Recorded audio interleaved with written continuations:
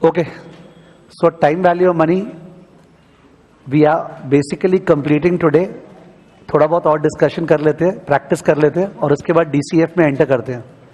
Last class जो सबसे main topic practice हुआ था वो था मॉर्टगेज का पेमेंट्स, और जो कि इंपॉर्टेंट है बिकॉज वो एग्जाम में आ जाता है. मॉर्टगेज पेमेंट्स उसको लेके कुछ friction some people are facing.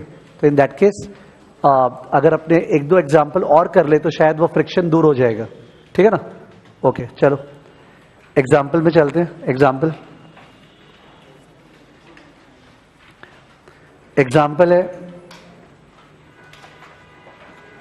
Loan amount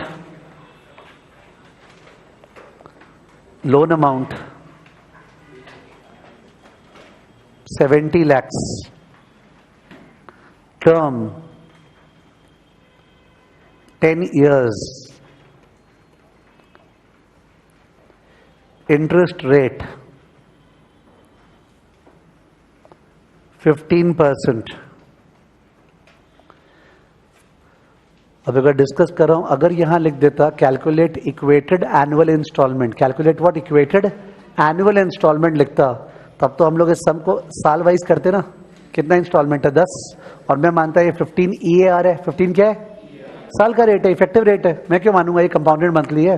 तो आपको वो मानना पड़ता है जो सबसे नेचुरल है.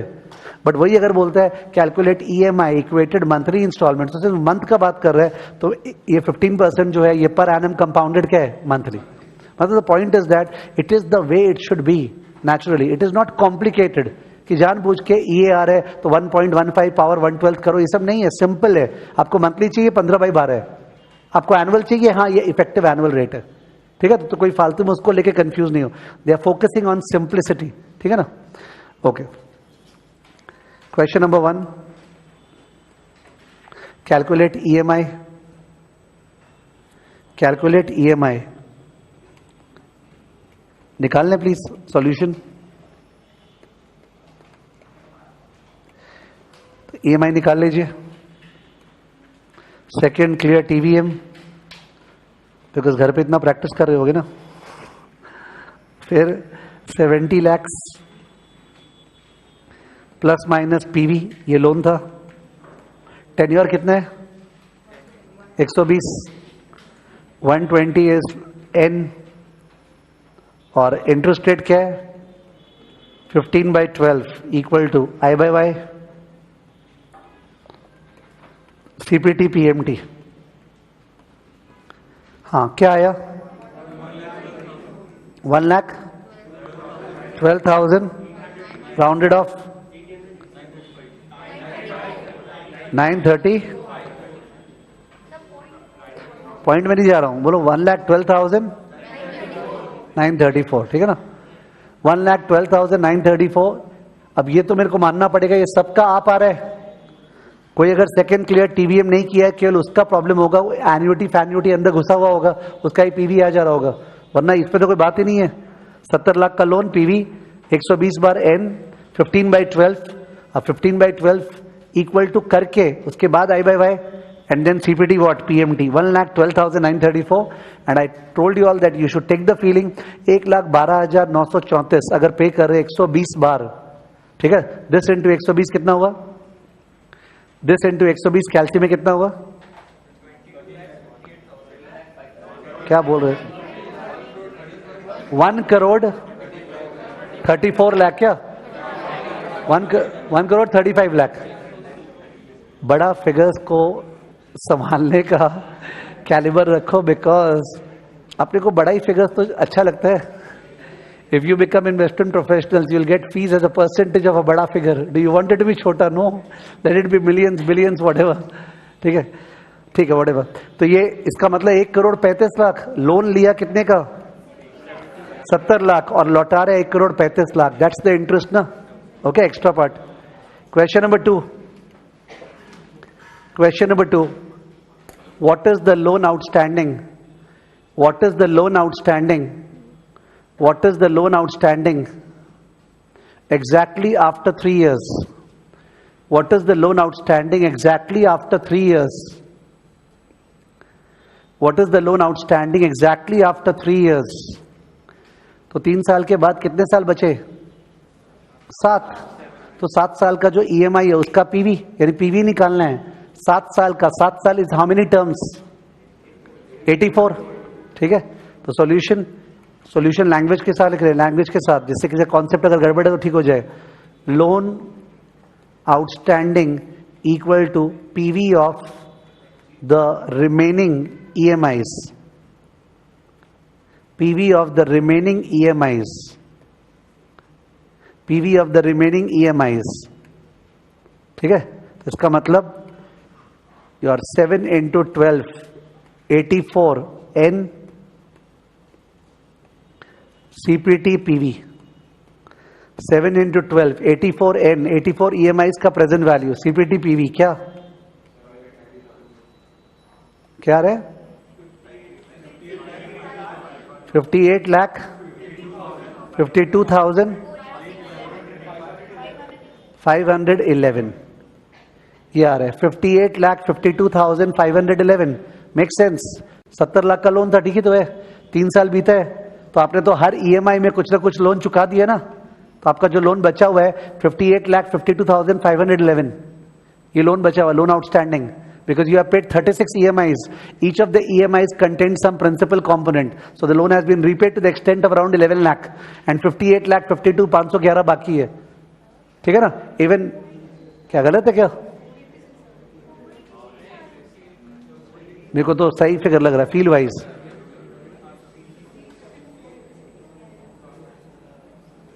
और 58, 52, 486 बोल रहे हैं. वो पता नहीं लगता है, बट पॉइंट की वजह से भी नहीं आना चाहिए, क्योंकि हम लोग कहां पे राउंड ऑफ के 15/12 क्या था? 15/12 क्या था समय? 1.25. तो वहां पे कुछ गड़बड़ कोई किया हो तो अलग बात है. शुरू से कर लो. सेकंड क्लियर TVM, 1 मिनट का बात है, शुरू से करें. सेकंड क्लियर TVM फिर से करें. 70 lakh plus minus PV 120 PMT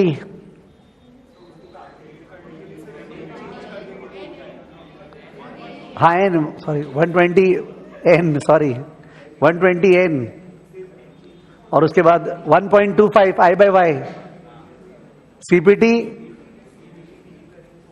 PMT. तो वो EMI आ गया था. अब EMI आने के बाद आपको करना है केवल 84 वॉट N, वापस से फीड नहीं करना है. सेकंड क्लियर TVM भी नहीं करना है. 84 N CPT PV. What is it? 58, 52, 511. ठीक है, छोड़ना, क्यों रिसर्च करे भाई, ये राइट है ना. मैंने ये बता रहा है वो 58, 52, 486 कब आ रहा है, नहीं करना है रिसर्च. ठीक है, next question number 3. Question number 3. What is the interest and principal component? What is the interest and principal component of the 37th EMI? What is the interest and principal component of the 37th EMI? What is the interest and principal component of the 37th EMI? तो 37th का मतलब 36 हो चुका, और 36 ही तो अपने करके अभी निकाले थे अमाउंट आउटस्टैंडिंग, तो ये और इजी हो गया. ठीक है, तो इसका मतलब ये सर जो 58 लाख आउटस्टैंडिंग है, इसी पे इंटरेस्ट निकाले, वही तो इंटरेस्ट कंपोनेंट है 37th का. 37 जब पूछा तो 36 के बाद, तो 36 हो चुका, तो 84 का पीवी 58 लाख, उस पे इंटरेस्ट लिख दो. Solution, interest component equal to 1.25% of 58,52,511. Interest component equal to 1.25% of 58,52,511. Interest component equal to 1.25% of 58,52,511. क्या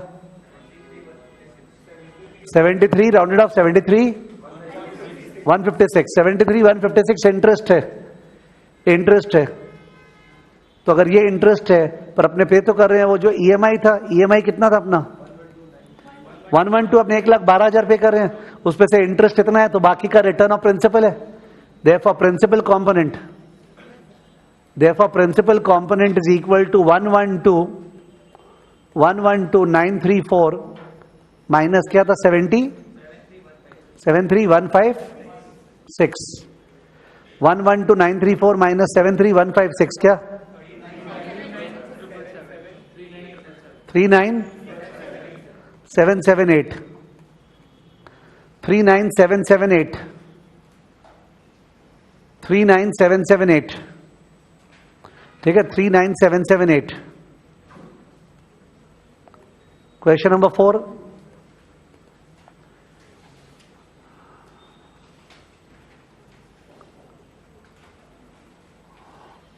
What percentage of EMI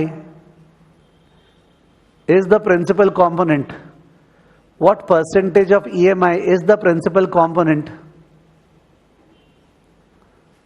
for the 60th installment? For the 60th installment. For the 60th instalment, जो 60वां EMI पे करेगा उस पे जो principal component है वो ईएमआई का कितना परसेंटेज है. क्वेश्चन तो सेम ही है, आपको 60वां ईएमआई का इंटरेस्ट और प्रिंसिपल निकालना है. निकालने के बाद आंसर प्रिंसिपल नहीं है, answer principal divide by what EMI percentage. ठीक है, तो 60th इंस्टॉलमेंट के पहले कितना इंस्टॉलमेंट हो चुका 59, वही बुद्धि है, तो लिख दो. Solution, loan outstanding after 59 EMIs. Okay, जिस वाले का पूछता है 60 है तो उससे एक कम पे 59 EMIs equal to PV of the remaining. तो रिमेनिंग क्या हुआ 120 minus 59. 120 minus 59 equal to what 61 EMIs. Okay, total 120 है, 59 गया, तो PV of the remaining 61 EMIs, तो आपको 61N डालना है. 61N सेकंड क्लियर टीवी में सब नहीं करना है. 61N CPT PV, 61N CPT PV क्या 48,87,000 और 48,87. Okay, it's 48,87. इतना लोन बाकी है. थोड़ा सा खराब लगता है कि लोन 70 लाख का था, आधा पीरियड बीत गया, तो किसी को मन में आएगा आधा पीरियड बीत गया तो 35 लाख का लोन बाकी होगा. Think about it, naturally 70 lakh का लोन ऐसा 10 साल में देना था, मैंने तो आधा EMI दे दिया, तो लगता है 35 लाख बाकी होगा, पर गलत है. बिकॉज शुरू में लोन आउटस्टैंडिंग बहुत ज्यादा है, तो जो आपने EMI पे किया उसका इंटरेस्ट कंपोनेंट क्या है हायर और प्रिंसिपल क्या था लोअर. पर बाद में अब जो बाकी है वो तो लोन कमती होती जा रहा है, तो इंटरेस्ट कंपोनेंट कम है, प्रिंसिपल कंपोनेंट ज्यादा है, यानी लोन का रिडक्शन टुवर्ड्स द एंड ज्यादा स्पीड से होता है. लोन का रिडक्शन टुवर्ड्स द बिगिनिंग धीरे से होता है, because most of the EMI that you are paying is what interest. I hope you understanding कि फॉर एग्जाम्पल फर्स्ट मंथ का इंटरेस्ट तो था 70 लाख का 1.25%, that was 1,05,000. That was big money ना, मैंने ज्यादा तो इंटरेस्ट ही था, तो रिटर्न ऑफ प्रिंसिपल बहुत कम होता है. खैर जो भी है कंप्लीट करें. ये लोन आउटस्टैंडिंग है, therefore interest component of the 60th EMI, interest component of the 60th EMI equal to 1.25% of 48 lakh 87. 1.25% of 48,87,000 क्या?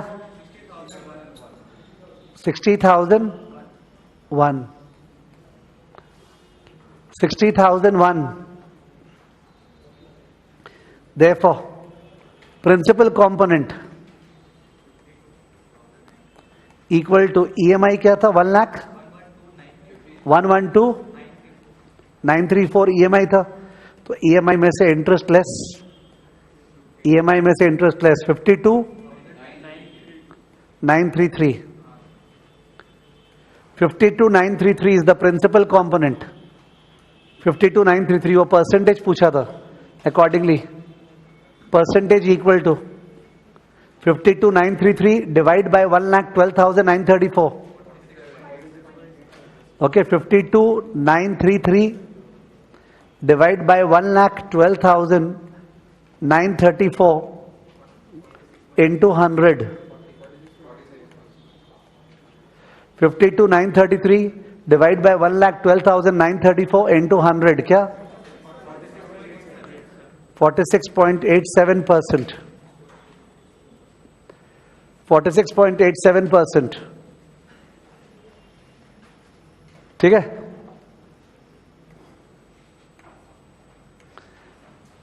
Next example.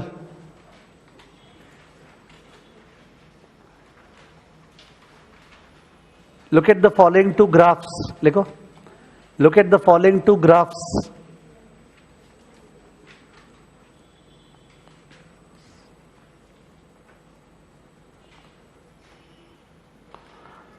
Look at the following two graphs.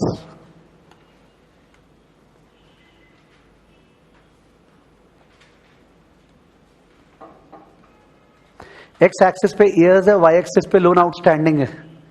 X axis पे years है, Y axis पे loan outstanding है. तो 0th point of time पे तो loan पूरा का पूरा ही होता है जो भी लोन लेते हैं.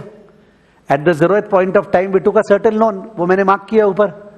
और उसके बाद जैसे जैसे टाइम बीतेगा लोन बढ़ते जाएगा या कम होते जाएगा? कम.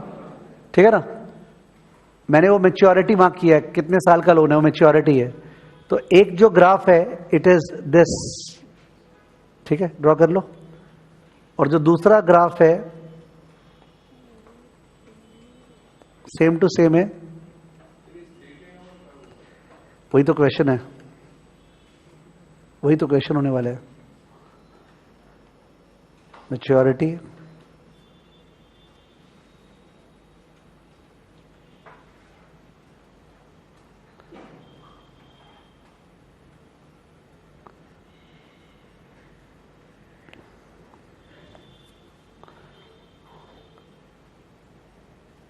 लोन लास्ट पे तो जीरो हो ही जाएगा ना.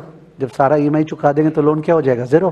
तो मैंने उसको जीरो पे ले गया, लोन आउटस्टैंडिंग को एक्स एक्सेस पे ले गया. आई होप ग्राफ समझ पा रहे हो कि सर टाइम बीत रहा है, आप ईएमआई देते जा रहे हैं, आपका लोन आउटस्टैंडिंग कमती होते जा रहे हैं, कमती होते होते लास्ट पे जीरो हो गया मैच्योरिटी पे. ठीक है. विच ग्राफ रेप्रेजेंट्स, लिख दो, which graph represents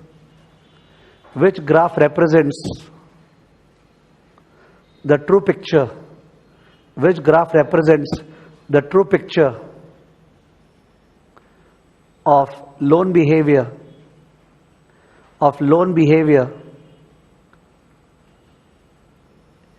in an EMI scheme. Loan behavior in an EMI scheme.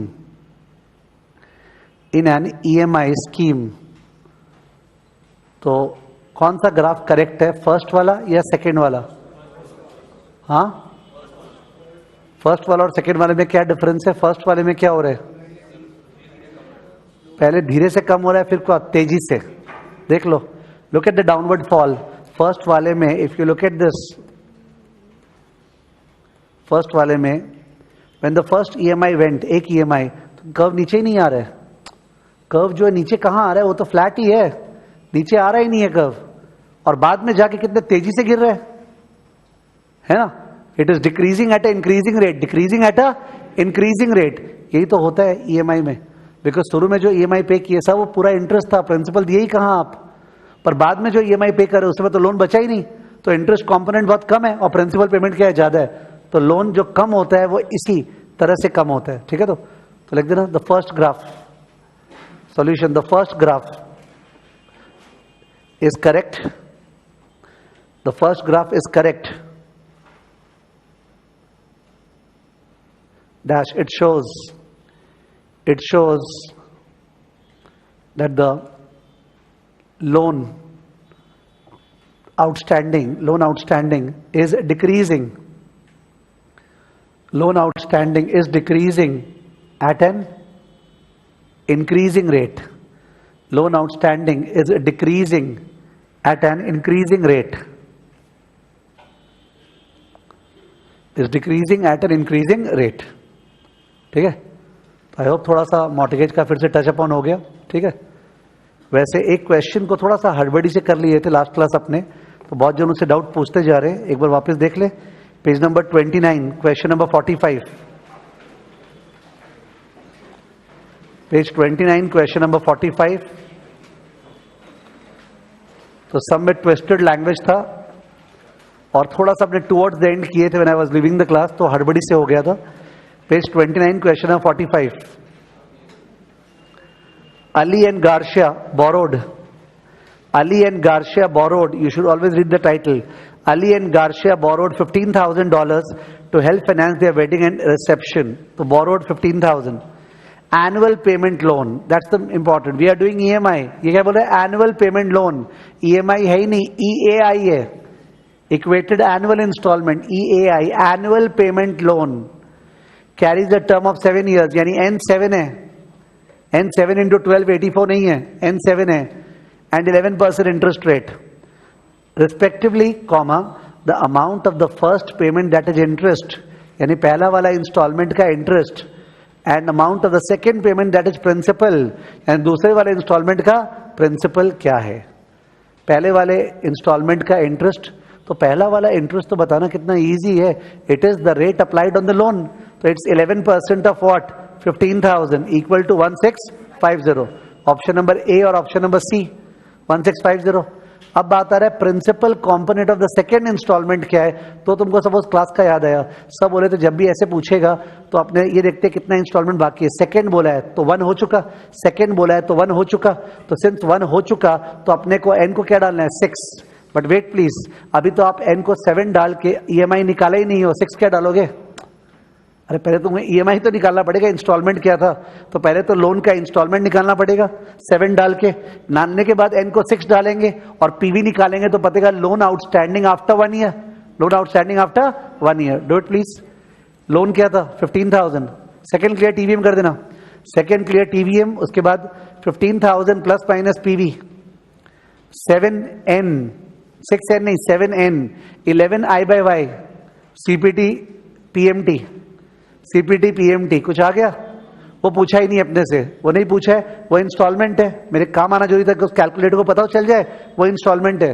अब जाके 6n CPT PV, CPT PV क्या आया?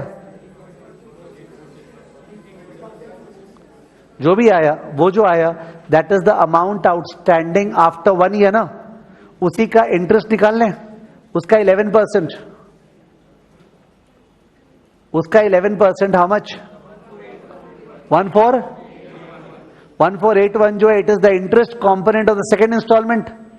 Interest component of the second instalment. एक मिनट, ये इंटरेस्ट कंपोनेंट है 14 व्हाटएवर, इसको या तो एसटीओ1 में डाल दो, 14 समथिंग को एसटीओ1 में, और उसके बाद वापस सीपीटी पीएमटी करो ना. पीएमटी में ईएमआई वेट कर रहा है. हाँ, तो EMI minus RCL one, EMI minus RCL one. Okay, EMI जो था, पीएमटी जो आया तुम्हारा माइनस आरसीएल1 कितना? 1702. 1702. क्योंकि जब भी मैं कैलसी के हिसाब से बोलता हूं ना तो थोड़ा सा फ्लो खराब होता है, बट वैसे ही तो चाहिए एग्जाम में. आप लिखते थोड़ी रहोगे बीच बीच में क्या आया. तो आपको तो या तो जो ईएमआई आया उसको एसटीओ1 में डाल दो, और या फिर जो इंटरेस्ट आया बाद में वो एसटीओ1 में, जैसे ईएमआई में से इंटरेस्ट व्हाट लेस. केवल डिफरेंस ये कॉपी में लिख के करते हैं और करते समय एग्जाम में सीधा करते रहते हैं, तो दैट अपग्रेडेशन इज रिक्वायर्ड. ठीक है ना. तो answer was what? Option number A. ठीक है.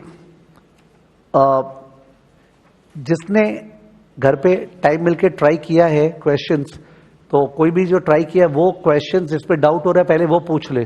बताए प्लीज विच क्वेश्चंस. और कोई जरा सा भी शर्माने का जरूरत नहीं है कि लोग सोचे कितना पढ़ रहे हैं। हाँ पढ़ रहे भाई, पास होने हैं। हाँ किस में? इसी में अभी जो कर रहे हैं ये वाला, इसी में कोई डाउट है इसका? ठीक है ना, एक मिनट, ये अली एंड गार्शिया वाले सब में ही वांट्स टू आस्क समथिंग, बोलो।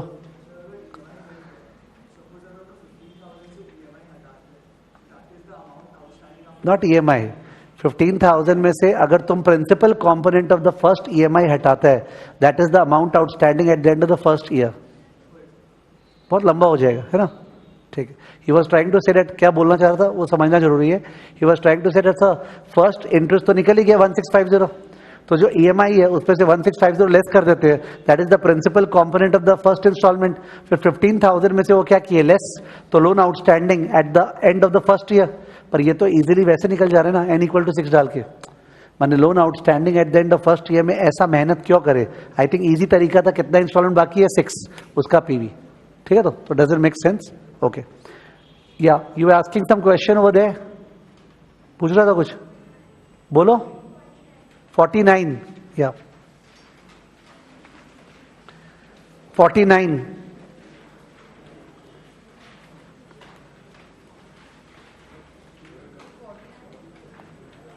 कोई बात नहीं, वापस ट्राई की होगी, नहीं हो रहा होगा, देख लेते हैं। 49, Fortin wants to save money for his son's college tuition. Fortin wants to, your doubt may be related to any sum which I have done earlier, there is no issue, ठीक है ना? Fortin wants to save money for his son's college tuition. His son will start college after 10 years and Fortin expects to make annual payments of 12,500 at the beginning of each year for a 5-year study program, with the first payment to be made at the beginning of year 11. तो 10 साल बाद सन को college या जो भी tuition में डालेंगे तो पैसा तो वहीं से लगना चालू हो जाता है ना। मतलब 10 इयर्स के बाद तुम उसको एडमिशन किया, वहीं पे तो पैसा देना पड़ता है। तो ठीक ही बोल रहा है, 10 का एंड यानी 11 का बिगिनिंग। तो 11 का बिगिनिंग, 12 का बिगिनिंग, 13 का बिगिनिंग, 14 का बिगिनिंग, 15 का बिगिनिंग, 5 बार। कोई स्टूडेंट बोल रहा था कि सर मेरे को एन्युटी काउंट करने में कभी कभी डिफिकल्टी होता है। तो जैसे इस क्वेश्चन में 12,500 पे करना है for a 5-year study program, for a 5-year study program. It is clear that 5 बार पे करना है। 5 साल तक कॉलेज में स्टडी करोगे तो 5 साल का तो फीस लगेगा, पर वो बिगिनिंग ऑफ ईच ईयर में लगेगा। नंबर लाइन वाइज वो कहां खड़ा है, 10, 11, 12, 13, 14 या 11, 12, 13, 14, 15? 10, 11, 12, 13, 14, ठीक है ना? 11th का बिगिनिंग से 10, 11, 12, 13, 14। Given a discount rate of 12%, the amount that Fortin must deposit at the end of each of the next 10 years. हर साल के एंड में क्या डिपॉजिट करना पड़ेगा? तो इन दैट केस अब क्या है ना, तुम्हारा हैबिट हो जाना चाहिए नंबर लाइन बनाना नहीं, सोचना कि सर वो जो 10, 11, 12 से खड़ा है उसका PV अगर 10 पे निकल जाए, क्या निकल जाए? 10 पे, वहीं पे। और ये जो x x x है इसका FV वो हो गया। तो basically you need to find out that. तो प्रेजेंट वैल्यू वहीं पे कब आता है? प्रेजेंट वैल्यू वहीं पे कब आता है? BGN, because present value and BGN are same. तो मेरे को 10 पे ही चाहिए। मैं अगर इसको एंड एन्युटी मान लेता हूं, सपोज एंड मान लेता हूं, 10 का एंड, 11 का एंड, 12 का एंड, 13 का एंड, 14 का एंड, एकदम राइट है, कोई प्रॉब्लम नहीं है। अगर एंड मानते हैं तब जो PV निकालेंगे वो कहां पे आएगा? 9। बट तुम जमा तो कर रहे हैं 10 तक, तो अब तुम कैसे करेगा? या तो फिर 9 पे निकाल के फिर इंटू 1+R करना पड़ेगा। 9 पे जो निकाला इंटू 1+R, 10 पे तो तुमको भेजना ही पड़ेगा, बिकॉज जो x x x जमा कर रहे हैं वो एंड हो रहा है कहां पे? 10। तो फ्यूचर वैल्यू वहां चाहिएगा ना। तो इसका मतलब बिगिनिंग मोड। वैसे स्टूडेंट्स को सिंस लैंग्वेज में बिगिनिंग लिख दिया है ना, बिगिनिंग फ्रॉम ईयर 11, तो आई हैव सीन दैट अपने आप ही ऑटोमेटिकली लोग वो वाला PV BGN मोड भी करते हैं। मैंने वो लैंग्वेज को डिस्टॉर्ट नहीं किया, लैंग्वेज वैसा रखा है जिससे इजी हो गया। तो अकॉर्डिंगली उसका अपने को PV निकालना है। किसका किसका PV? 12,500 is PMT, 5 is N, and what is interest rate?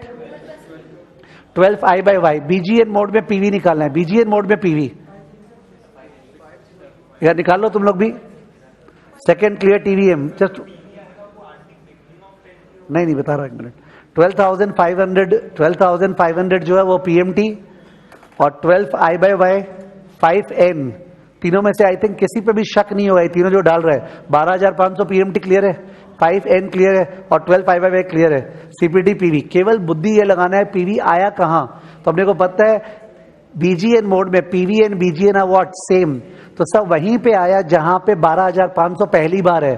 12,500 पहली बार कहाँ है? 11th ईयर का बिगिनिंग यानी 10th ईयर का एंड। तुम्हारा आंसर 10 पे ही आया है। अब इसको 10th का बिगिनिंग में मत ले please.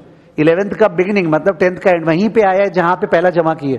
1 January of the 11th year यानी 31 December of the 10th year. ये आ गया। अब अपने जमा करेंगे 1 2 3 4 5 6 पे x x x x x जमा करेंगे। एक लैंग्वेज फिर से पढ़ रहे हैं। The amount that 14 must deposit at the end of each of the next 10 years. देखा, at the end of each, इसका मतलब आप जमा कर रहे हो 1 से लेके 10 तक, तो 1 से लेके 10 का FV 10 पे ही चाहिए। 1 से लेके 10 का FV 10 पे ही चाहिए। FV और एंड माने FV सेम पॉइंट पे कब आता है? एंड। FV सेम पॉइंट पे आता है एंड मोड में, तो ये वाला एंड मोड में डालेंगे अपने। यानी जो आंसर आ गया था, लोग क्या बोले, क्या आया था आंसर? वो प्रेजेंट वैल्यू क्या आया था? 50,466 50,466 आ गया था। अब वो FV हो गया। तो अब सेकंड क्लियर TVM करके BGN मोड हटा के, सेकंड क्लियर TVM करके BGN मोड हटा के 50,466 को FV डाले, और N कितना? 10 और 12 I/Y और CPT PMT। समझ गए क्या आ रहा है? 2876। एक बार देखते हैं लोग किस तरह का एक्सप्लेनेशन पीछे लिखते हैं। जैसे आप जब अपने आप देखोगे समझ में आएगा क्या। 49, तो 49 का जो आंसर लिखा हुआ है उस पर इन्होंने लिखा है with the calculator in BGN mode N equal to 5 I/Y 12 PMT 12,500 CPT PV 50,466। उसके बाद with the calculated end mode N equal to 10 I/Y 12 FV इतना CPT PMT। यानी कि कर रहे एकदम सही है तरीके से, एक्सप्लेन लैंग्वेज में नहीं कर रहे या नंबर लाइन ड्रॉ कर करके नहीं एक्सप्लेन कर रहे। That is the only issue. Otherwise they have done it एकदम परफेक्टली कैल्सी के स्ट्रोक्स के अनुसार। ठीक है, तो शुरू से स्पीड बढ़ाने का नहीं सोचना चाहिए। जब कोई स्ट्रगल कर रहा है उसको सारे क्वेश्चंस को नंबर लाइन वाइज करना चाहिए, ये मेरा एडवाइस है। ठीक है, तो मतलब he should give it time कि 10 11 12 13 14 सब में था 12,500 और इसका PV यहाँ निकाले, ये आ गया। उसके बाद है x 9 पे x 8 पे x करते करते 1 पे x और ये 0, और इन सब का FV अपने को ये लाना है। समझ गए? तो you will have to draw the number line to feel confident. Don't worry about the time invested in the number line, that can improve once things have internalized with in you. You can take your time and draw the number line. तभी तो ये लोग का LOS है, solve time value of money problems using number line. LOS का language था, तो ये नंबर लाइन से ही क्लियर हो सकता है। हड़बड़ी नहीं करें, समझें पहले, उसके बाद सोचें अब इसको यार विदाउट ऐसे कैसे करेंगे। हाँ, वहां पे ये थोड़ा सा एक्सपीरियंस से होगा वो। ठीक है ना? इसके बारे में किसी को कुछ पूछना थोड़ी है। हाँ, एक मिनट, ये वाला क्वेश्चन क्या नहीं पूछना है कुछ। एक बार बात करते हैं। वैसा सम दे ही नहीं सकता ये लोग। कैसा पूछ रहा हूं, बता रहा हूं कि सपोज ये बोलता क्वेश्चन कैसा पॉसिबल नहीं है, अपने एग्जाम में सुन लो कि यही वाला क्वेश्चन है, उसको 10th ईयर से 10th ईयर के एंड से ट्यूशन फी पे करना है 5 बार, और क्वेश्चन है how much would she deposit at the end of each year for 7 years, for 7 years. माने वो x 7 तक जमा करेगी और फिर जमा करना बंद कर देगा वो। ठीक है, और सीधा वो पैसा 10 पे बन जाना चाहिए। पॉसिबल तो है ही, from a story point of view possible है ना। मैं 7 बार ही जमा करूंगा और उसके बाद मेरे को पैसा 50,466 बन जाना चाहिए। ये वाला सम पॉसिबल नहीं है अपने कैलकुलेटर वाइज, क्योंकि प्रॉब्लम ये है कि अपने कैलकुलेटर में अपने को तो PV FV कुछ डालना पड़ेगा। तो 50,466 तो कहां पे है? 10 पे है ना, पर आप तो 7 तक जमा कर रहे हो। तो ये वाला सम तो क्या हुआ? एल्जेब्रा का सम हो गया, जहां पे x का future value in written exam निकालना पड़ेगा, फिर उसको इंटू 1.12 क्यूब, फिर इक्वल टू दैट। तो अपने तो सॉल्विंग नहीं है ना। मैंने I have seen some people getting मैंने आस्किंग में डाउट्स, ऐसा हुआ तो कैसे करेंगे, ऐसा नहीं है अपने। ठीक है, तो yes it can be solved, it's not that I am saying that is solvable नहीं है, but it can not be asked by us because we don't have algebra. और अगर आ जाता, मान लेते चलो आ ही गया एग्जाम में, तो in that case I would have solved it by options. Option समझे? 3 ऑप्शन दिया हुआ है। मैं फर्स्ट ऑप्शन का क्या करता, PMT डालता और 7 साल बाद FV निकालता, निकाल के इंटू 1.12 क्यूब, तो 50,466 आ रहा है क्या। सेकंड ऑप्शन ट्राई करता, थर्ड ऑप्शन ट्राई करता, जिस ऑप्शन से आता वो आंसर। एलजेब्रा में तो कोई हालत में नहीं जानता। We are not suppose to do x y over there. I hope you got what I said right now, कि अगर ऐसा आ ही जाता 7 तक जमा करेंगे सर पर 10 पे चाहिए, तो उस केस में the only way is what, options, कि ऑप्शंस में 7 तक का एफवी निकाले, फिर उसको इनटू 1.12 क्यूब, आप लोग समझ रहे हो, कंपाउंड, तो शुड बिकम व्हाट 50,466, करेक्ट? ठीक है, ओके।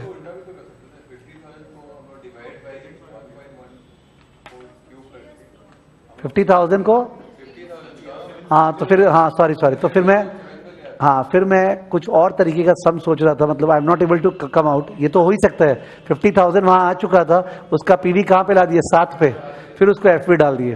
सॉरी, तो मैं इमेजिन नहीं कर पा रहा हूँ। एक पर्टिकुलर टाइप का सम होता है, वो क्लास वर्क में टुवर्ड्स द एंड दिया हुआ, अगर देखो सम नंबर 20 इसमें ऐसा ही है। एक मिनट, क्लास वर्क का मेरे को पहले याद आ रहा है, वो देख लूं। ये वाला सम तो खैर हो सकता है जो मैं बोला, I said I made a mistake, क्योंकि ये तो 50,466 को 3 साल पहले टान के एफवी कर देते। या क्वेश्चन जो क्लास वर्क में है ना, 18 नंबर क्वेश्चन देखो एक बार, 18 नंबर जो क्वेश्चन है, हाँ तभी तो कटवाया था, because what is the expected return from a bond, दिख रहा है आप लोग को? क्वेश्चन नंबर 18 क्लास वर्क वाले सेक्शन में, मेरे पास जो बुक है उसका पेज 23 है, मेरे पास जो बुक है उसका पेज 23 है, पेज नंबर 23, क्वेश्चन नंबर 18 और 378 ओल्ड बुक, ठीक है? उसमें number 18, what is the expected return from a bond presently trading at 1400, 1400 पे बॉन्ड बिक रहा है, which is expected to pay 90 at the end of each year for ever starting from t equal to 5। अब starting from t equal to 5 बोला तो अपने को पता चला फॉर एवर बोला है तो ये परपेचुइटी है, फॉर एवर बोला है तो क्या है, परपेचुइटी। तो परपेचुइटी का प्रेजेंट वैल्यू क्या होगा, a बाई आई, तो 90 बाई आई नहीं पता, 90 बाई आई, ये आंसर कहां पे आया, 5 पे कि 4 पे? एक मिनट, 90 चालू हो रहा है at the end of year, each year for ever starting from t equal to 5, यानी कि आपको 90 90 90 90 90 90 मिलेगा 5 6 7 8 जिंदगी भर। आपने a बाई आई किया, आंसर कहां पे आया, 5 पे कि 4 पे? 4 पे। मैंने बोला था please remember, a by I का जो फॉर्मूला है ना वो एंड मोड में है। कौन से मोड में? The PV comes 1 period back. पर अब वो आया 4 पे और मेरे को 1400 आज देना है, तो 1400 तो आज खड़ा है और वो आंसर आ गया 90 बाई आई कहां पे, 4 पे, तो 0 पे 4 पे गैप है ना। तो अब क्या होगा, इसको 1 प्लस आई पावर 4 आगे भेजना पड़ेगा और उससे बराबर करना पड़ेगा, तो ये तो अलजेब्रा हो गया फिर, समझ गया? तो this type of question is not possible where they will ask us to what solve, तभी इसलिए मैंने कैंसिल करवा दिया था इसको, ठीक है? या ही वाज आस्किंग नंबर 20, कौन सा पेज, होमवर्क में क्या, होमवर्क में नंबर 20, लेट्स सी, होमवर्क में question number 20, that is page number 26। If 10 equal annual deposit of 1,000, 10 equal annual deposit of 1,000 are made into an investment account earning 9% starting today, earning 9% starting today, how much will you have in 20 years? No, this is easy. 10 bar deposit किए 9% पे, तो जो future value आएगा वो 10 पे आएगा। कहां पे आएगा? 10 पे। उसके बाद वो 20 पे पूछ रहा है, तो वो पैसा जो आएगा वो पीवी हो गया, वो बाद में पीवी हो गया और उसका क्या निकालना है? एफवी। बिकॉज बैंक में तो पैसा जमा ही है, तो ब्याज से तो बढ़ता जाएगा, although we are not depositing more, the money is there, it's earning what? Interest. तो यहां पे करे सॉल्व करते। सेकेंड क्लियर, टीवीएम 1000 पीएमटी 10n 9i by Y, oh sorry starting today लिखा था, बीजीएन मोड होगा। If 10 equal deposits of thousands are made into an investment account earning 9% starting today, starting यानी the first deposit is made at 1 or 0, 0 से लेके 9 तक, 0 से लेके 9 तक, बीजीएन मोड करो। Clear? Second clear, TVM second BGN second set, फिर से हाँ 1000 PMT 9i by Y 10n CPT FV, CPT FV क्या आया? कितना आया ये? 560, ये एफवी आया है। अब सबसे इंपॉर्टेंट आया कहां पे है, उसके लिए सोचो, जो पैसा जमा किए नंबर लाइन पे, वो 1 to 10 पे खड़ा है कि 0 से 9 पे? 0 से 9 पे खड़ा है पैसा। तो बीजीएन मोड में एफवी तो 1 साल क्या आता है आगे, तो आंसर कहां पे आया? 10 पे। दैट्स द कैच, कि आंसर जो है वो 10 पे आया, 9 पे नहीं आया। Even though number line plot करते तो जो जमा किए 1000, लास्ट वाला 1000 9 पे है, 9 का एंड माने 10 का बिगिनिंग, 10th का 1 जनवरी को, तो आंसर आया 10th का एंड। तो ये 10th का एंड में आया। अब इसको उठा के 20th के एंड में भेजना है, तो पहले तो STO1, इसको STO1 में डाल दो, स्टोरेज 1। अब सेकेंड क्लियर TVM, और उसके बाद जो तुम्हारा RCL1 है, that's PV, RCL1 is PV, 9I/Y 10N, 9I/Y 10N CPT FV. What is the answer?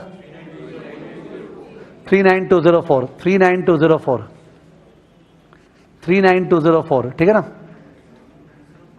Yes, एक सेकेंड, कोई डाउट पूछ रहा है, कुछ पूछ रहे तो प्लीज। यस,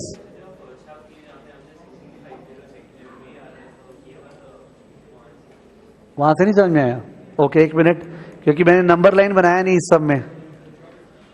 एक एक्सप्लेनेशन पूछा, 0 1 2, if you wanted to copy 9 10 20, तो अपने डिपॉजिट कर रहे हैं 1000, सॉरी,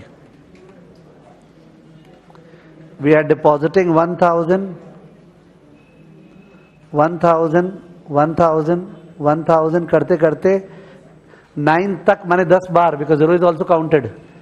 अब इसका जब फ्यूचर वैल्यू निकाले बीजीएन मोड में, तो बात हुआ फ्यूचर वैल्यू और बीजीएन अलग होते हैं ना, तो आंसर कहां पे आता है? 9 पे कि 10 पे? 10 पे। तो accordingly the answer will come over here. इसका आंसर इधर आया, तो the answer we got on the calci 16,050, क्या था? 560, ये इधर आया 10 पे। कहां पे आया? 10 पे। अब 16560 को तुमको और आगे भेजना है, यहां पे you have to find out FB. तो ये तो पीवी हो गया ना, तो सेकंड स्ट्रोक में इसको पीवी माने और आगे भेजना है। यानी इंडियन एग्जामिनेशन में करते रहते हैं, तो 16560 इंटू 1.09 पावर 10, बट वो चीज कैलसी से 16560 is PV, 10 is what an, 9 is what I/Y, CPT what FV, ठीक है ना? तो दिस वॉज द डिस्कशन। मैं फिर से बोल रहा हूं, आपको सारा क्वेश्चन नंबर लाइन से करना चाहिए। Take the time, there is no issue at all, ठीक है? तो टाइम अपने आप ही शॉर्ट बाद में हो जाएगा। और कोई question? 21, okay, 21 she wants to ask. 21 पे आते हैं। An annuity will pay 21. An annuity will pay 8 annual payments of $100 with the first payment to be received 3 years from now. 8 bar payment से, ये बात तो पक्का, 8 बार एन्युटी है 100 का, with the first payment to be receive 3 years from now. And number line पे 3 पे खड़ा है। कहां पे? 3 पे। 3 4 5 6 7 8 9 10, 3 से लेके 10, विद 3 and 10 बोथ इंक्लूडेड, ठीक है? तो 8 payments. If interest rate is 12% per year, what is the present value of this annuity? पर ऑप्शंस में आंसर नहीं पूछा है, प्रोसेस पूछ रहा है। ऑप्शंस डिफिकल्ट कर दिया। एक मिनट, पहले एक बार ऑप्शंस रीड करे बिना आपने समझ जाए। सर नंबर लाइन है, अपने 0 पे खड़े, 0 पे आंसर निकालना है।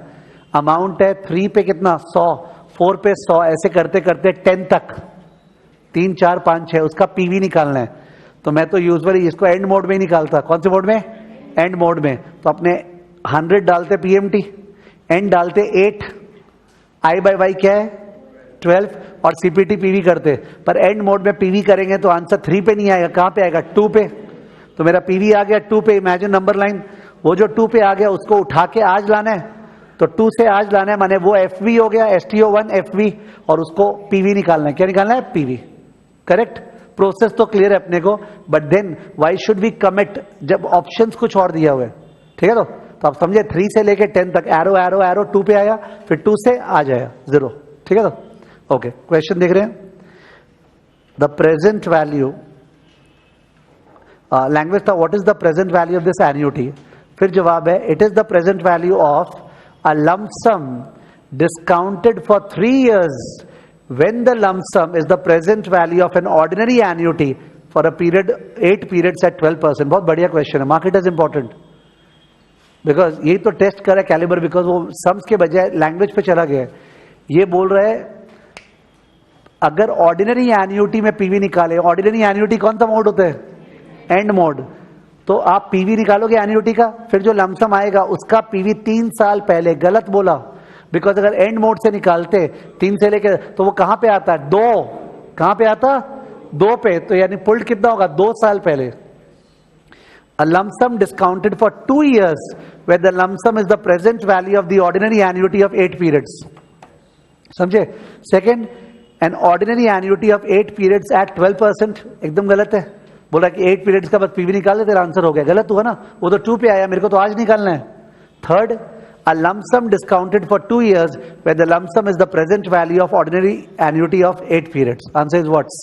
Very important. ठीक है, तो conceptually बहुत बढ़िया है. और ये और एक आंसर हो सकता था, यहाँ ऑप्शन नहीं है.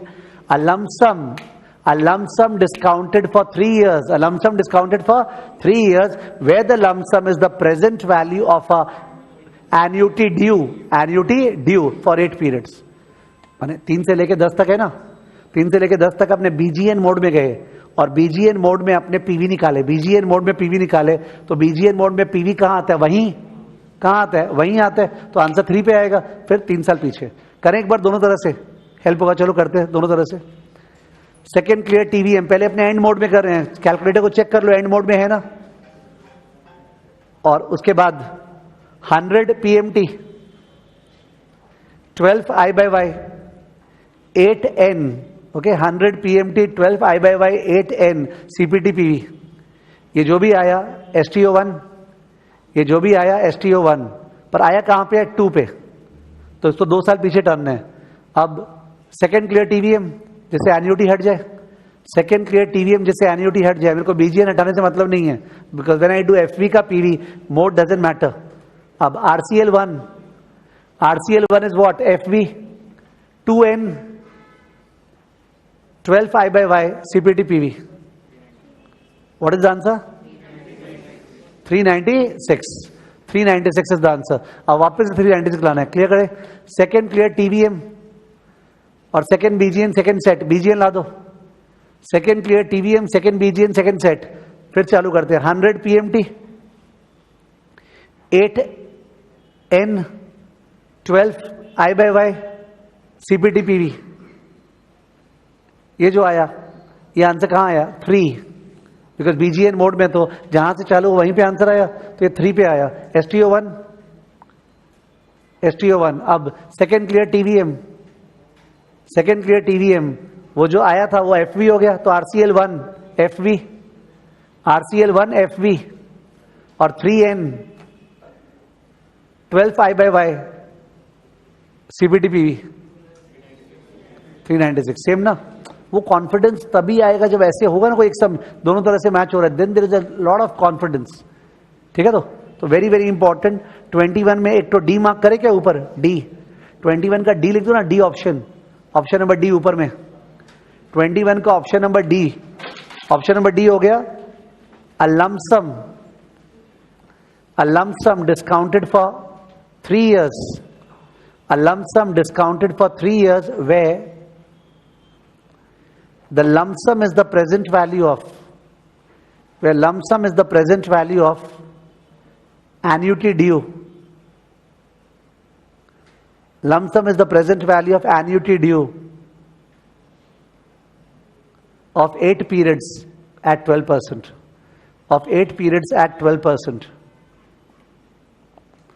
It's a very very good question. मतलब एकदम कॉन्सेप्ट खोलने वाला क्वेश्चन है. ठीक है, तो इसका 2 सॉल्यूशन है. एक है कि सर ये जो है ना 100 इसका पीवी आप 2 पे निकाल लीजिए. 2 पे कहाँ निकाल लीजिए? 2 पे. और 2 पे निकाल के 0 पे. ये था ऑप्शन नंबर सी. और एक क्या हो गया सर, ये जो है ना 3, 4, 5 से लेके 10 तक 100 इसका पीवी आप 3 पे ही निकालिए. कहाँ निकालिए? 3 पे निकाले तो यहां आया. और इसको पुल करें कितना साल पीछे? 3 साल पीछे. अंडरस्टूड? तो these were the 2 things we were doing. इसको ये लोग लमसम बोल रहा था. ये जो आ रहा है ना, ये जो सर्कल, इसको ये लोग लमसम बोल रहा था. In fact there is one more reason why आप सम कर नहीं पाओगे, माने नहीं कर पाए या ट्राई करते तो नहीं कर पाते. वो क्या है? लैंग्वेज का टोन. लैंग्वेज का टोन क्या था? What is the present value of the annuity. ऐसे लैंग्वेज एंड हुआ था. What is the present annuity, question mark. फिर चालू हुआ द प्रेजेंट वैल्यू ऑफ, यानी वो जवाब दे रहा है. What is the present value of annuity, तो बोला जवाब सुन, it is the present value of the lump sum. फिर बोला बता कौन सा लमसम, वो लमसम जो पीवी ऑफ एन्युटी है. तो कोई कोई क्या है, not because of time value of money, you may not be able to understand the tone of the language and because of which you get stuck up. ठीक है, तो ओके, तो very very good question. If you stress on this, आधा पर्दा चीज clear. ठीक है ना. यस, नंबर 24 में तो एक बार हम लोग देख लेते हैं ना. एक बार रुक जाओ, 24 में आ जाओ.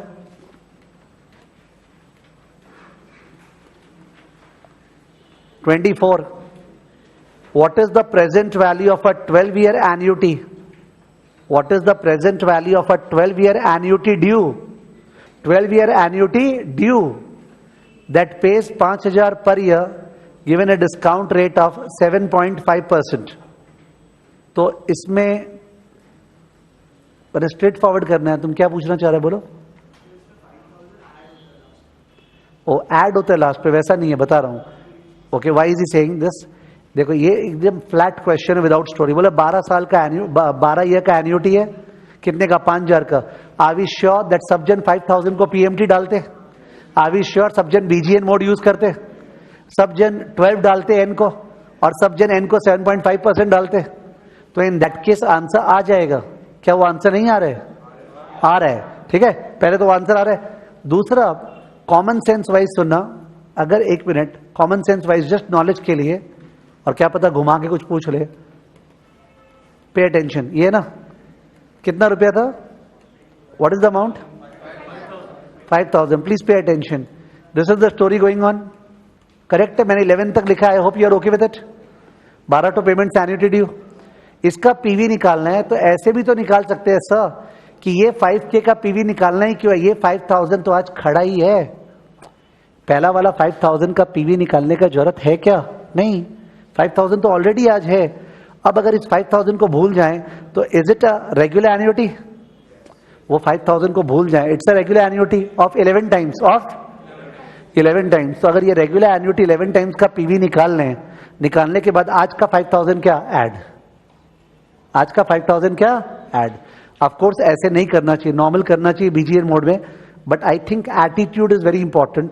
You can not say that यार ये सब अच्छा नहीं लग रहा है. क्यों नहीं अच्छा लग रहा है? That's okay. 5,000 का पीवी निकाले और आज का 5,000 क्या ऐड. वो क्या करेगा? बोलेगा यहां पे इस क्वेश्चन में the present value is number 1 the present value of a regular annuity of 11 times together with the first payment. अरे वो इंग्लिश लैंग्वेज चालू कर देगा टू टेस्ट इट, आपको पता है ना. ठीक है, तो आई थिंक कोई हर्ज नहीं है. इसका जो 5,000 ऐड करने वाला चीज भी स्टूडेंट सोचे तो बहुत बढ़िया चीज है कि सर रेगुलर एन्युटी है, आज का 5,000 भूल जाइए ना, बाकी का 10 का, बाकी का 11 का निकालिए और निकाल के जो आंसर आया उस पर 5,000 क्या ऐड. ठीक है, तो it's a very silly question. But if you stress on the other part of it, पीछे ऐसे ही किया हुआ है क्या? पीछे 5,000 ऐड करके किया हुआ है. ठीक है, तो इसलिए अगर आप पीछे रेफर करोगे तो बढ़िया रहेगा. हाँ, वो लोग एंड मोड में किया है. तो आई लाइक द स्टफ कि माइंड में जाना इज वेरी गुड. ठीक है ना, कि 5,000 ऐड होना. Just 1 second, 1 minute. आप कुछ पूछ रहे थे पहले. 34 आ रहा हूं धीरे धीरे. 34 कोई बात नहीं. 34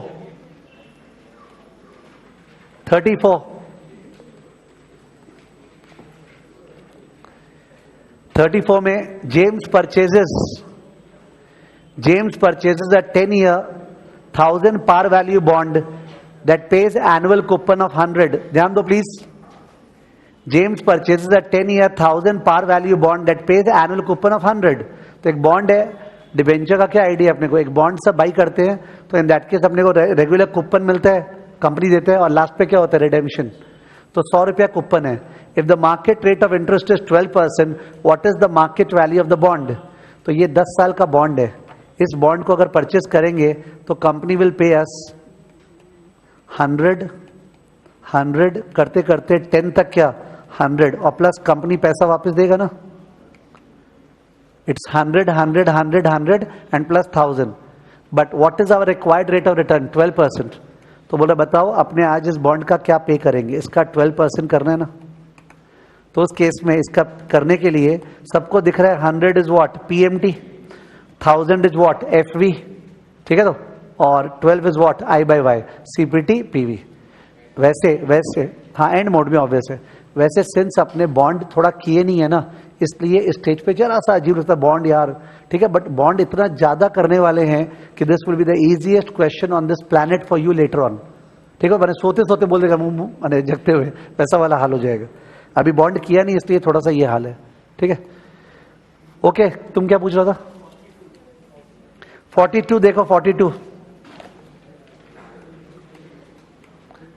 42 देख लो, वापस से रिवाइज करने में कोई हर्ज नहीं है, जो कर रखा है वो भी देखो please. A recent ad for a local bank indicates the statement that if a person invest 500 at the beginning of each month for 35 years, बहुत लंबा चौड़ा हो गया बिकॉज मंथ बोल दिया, eight the beginning of each month for 35 years, मतलब 35 into 12 ना, 35 into 12 कितने बार? 420, 420 बार। They could have 1 lakh for retirement. Assuming monthly compounding, what annual interest rate is implied in this statement? I by Y निकालना है। क्या निकालना है? I by Y, ठीक है। तो कॉम्प्लिकेट नहीं किया तो आई थिंक स्ट्रेट अवे हो जाएगा। स्ट्रेट अवे पहले ट्राई करें, करो। सेकेंड क्लियर टीवीएम और बीजीएन ला दो, सेकेंड क्लियर टीवीएम और बीजीएन ला दो। लाने के बाद 500 पीएमटी, 420 एन और 10 लाख प्लस माइनस करना, 10 लाख प्लस माइनस एफवी। उल्टा साइन तो डालना ही पड़ेगा, पैसा जमा किए तो पैसा आएगा। तो 10 lakh plus minus PV, sorry FV, CPT I by Y जो आया into 12, CPT I by Y जो आया इंटू 12। एरर तभी आएगा जब तुम अलग साइन में नहीं डाला है।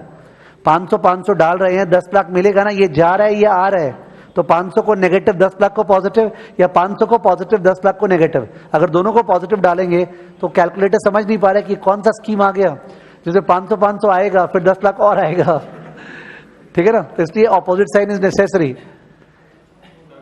आ रहा था क्या आंसर? हाँ, दोनों को पॉजिटिव ले लिया होगा। 500 जा रहा है, 500 नेगेटिव हो, 10 लाख पॉजिटिव हो, बेस्ट होगा। कॉमन सेंस लगाओ एक बार, आराम से करो, ठीक। रुक रहा हूं। सेकेंड क्लियर टीवीएम करो, सेकेंड क्लियर टीवीएम और बीजीएन है तुम्हारे, ठीक है। तो 500 plus minus PMT, 420 N, 10 lakh FV, CPT I by Y जो आया इंटू 12 इक्वल टू आ गया। ओके 7 पॉइंट क्या 41। See the point of studying is that sometimes you need to really slow down. हड़बड़ी में कुछ भी नहीं होता है, ठीक है। तो कहीं मिस्टेक हो रहा है, 2 मिनट रेस्ट लो एक बार और वापस से स्लो फॉर्म में करो, it will happen when you think that you are making a mistake, ठीक है। तो ओके, और कौन सा क्वेश्चन? 17 is asking.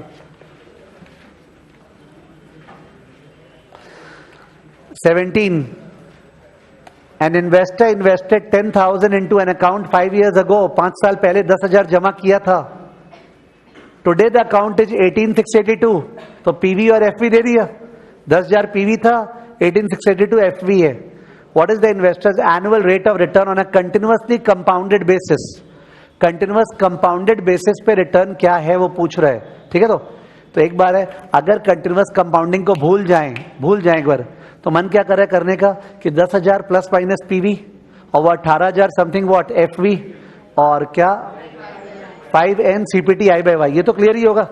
ये जो निकला तुम्हारा, सिंस तुमने n को 5 डाला, क्या डाला 5, तो कैल्सी ने बताया तुमको EAR, बिकॉज 5 तो ईयर्स था। कैल्सी आई बाय वाई हमेशा इफेक्टिव बताता है। तुम अगर कैल्सी में, एक मिनट, तुम अगर कैल्सी में n को डालता 20, क्या डालता, तो कैल्सी जो बताता आई बाय वाई वो बताता क्वार्टर का इफेक्टिव रिटर्न, ईपीआर, मेरे नोट्स का ईपीआर। अगर तुम कैल्सी में डालता n को 60, तो कैल्सी बताता तुमको मंथ का आई बाय वाई। समझ गए? तो तुमने तो कैल्सी में एन डाला 5 ना, 5 इयर्स था, तो कैल्सी ने बताया साल का इफेक्टिव रिटर्न। अब साल का इफेक्टिव रिटर्न वो कंटिन्यूअस कैसे करते हैं? नोट्स में क्या था? इफेक्टिव को कंटिन्यूअस करने का तरीका क्या था? ln 1 प्लस इफेक्टिव, ये था ना, माने फैक्टर का इफेक्टिव। तो जो तुम्हारा आई बाई वाई आया तो वो तो परसेंटेज आया, उस परसेंटेज को डिवाइड बाय 100, उसके बाद इक्वल टू +1 और उसका ln कर लो। जो इफेक्टिव आया से 18% आया, मन से बोल रहा हूं, तो 0.18 लेना पड़ेगा ना, और +1 1.18 का ln, 1.18 का ln। समझ गए? इफेक्टिव से कंटिन्यूअस का तरीका ln 1 plus effective, ln 1 plus effective, very very important. ठीक है, अपने से थोड़ी बाकी चीजों में ध्यान दिए, इसलिए उतना प्रैक्टिस नहीं हुआ, बट हम लोग वरी नहीं करते, बिकॉज स्टैटिस्टिक्स के अंदर वापस से वो चीज है, तो 2 बार मौका मिल जाता है बोलने का मेरे को। ठीक है, इफेक्टिव से कंटिन्यूअस। यस 26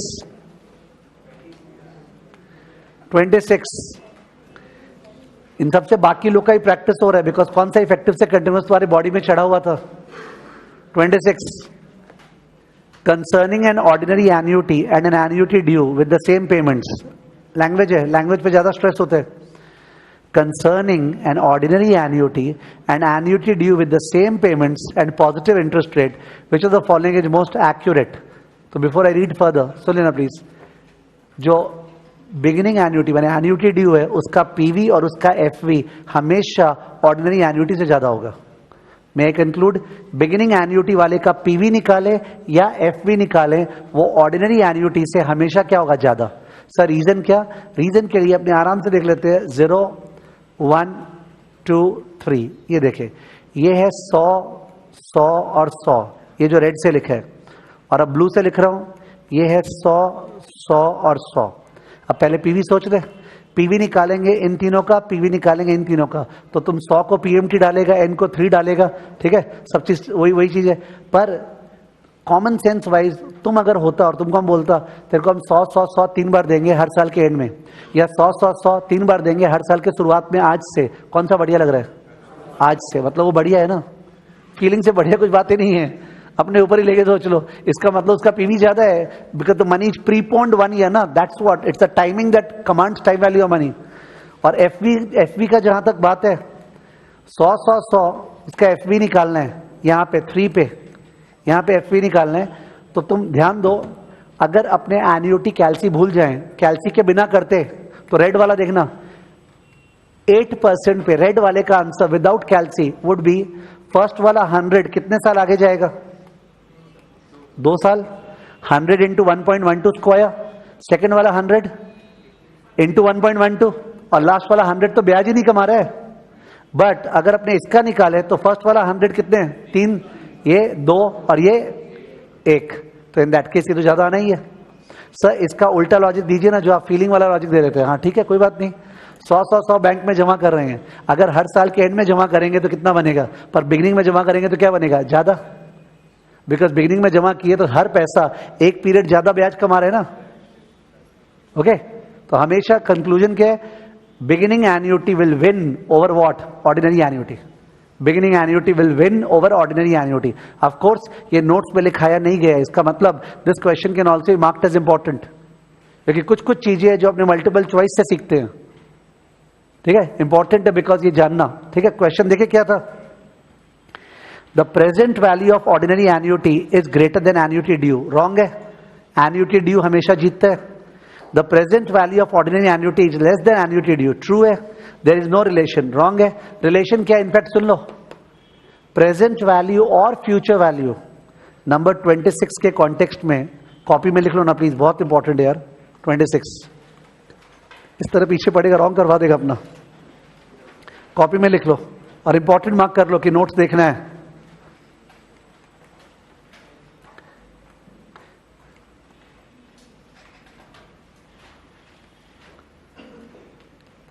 पीवी और FV of annuity due equal to PV और FV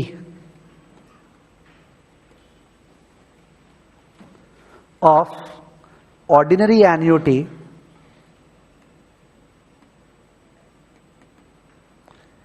into 1 plus I.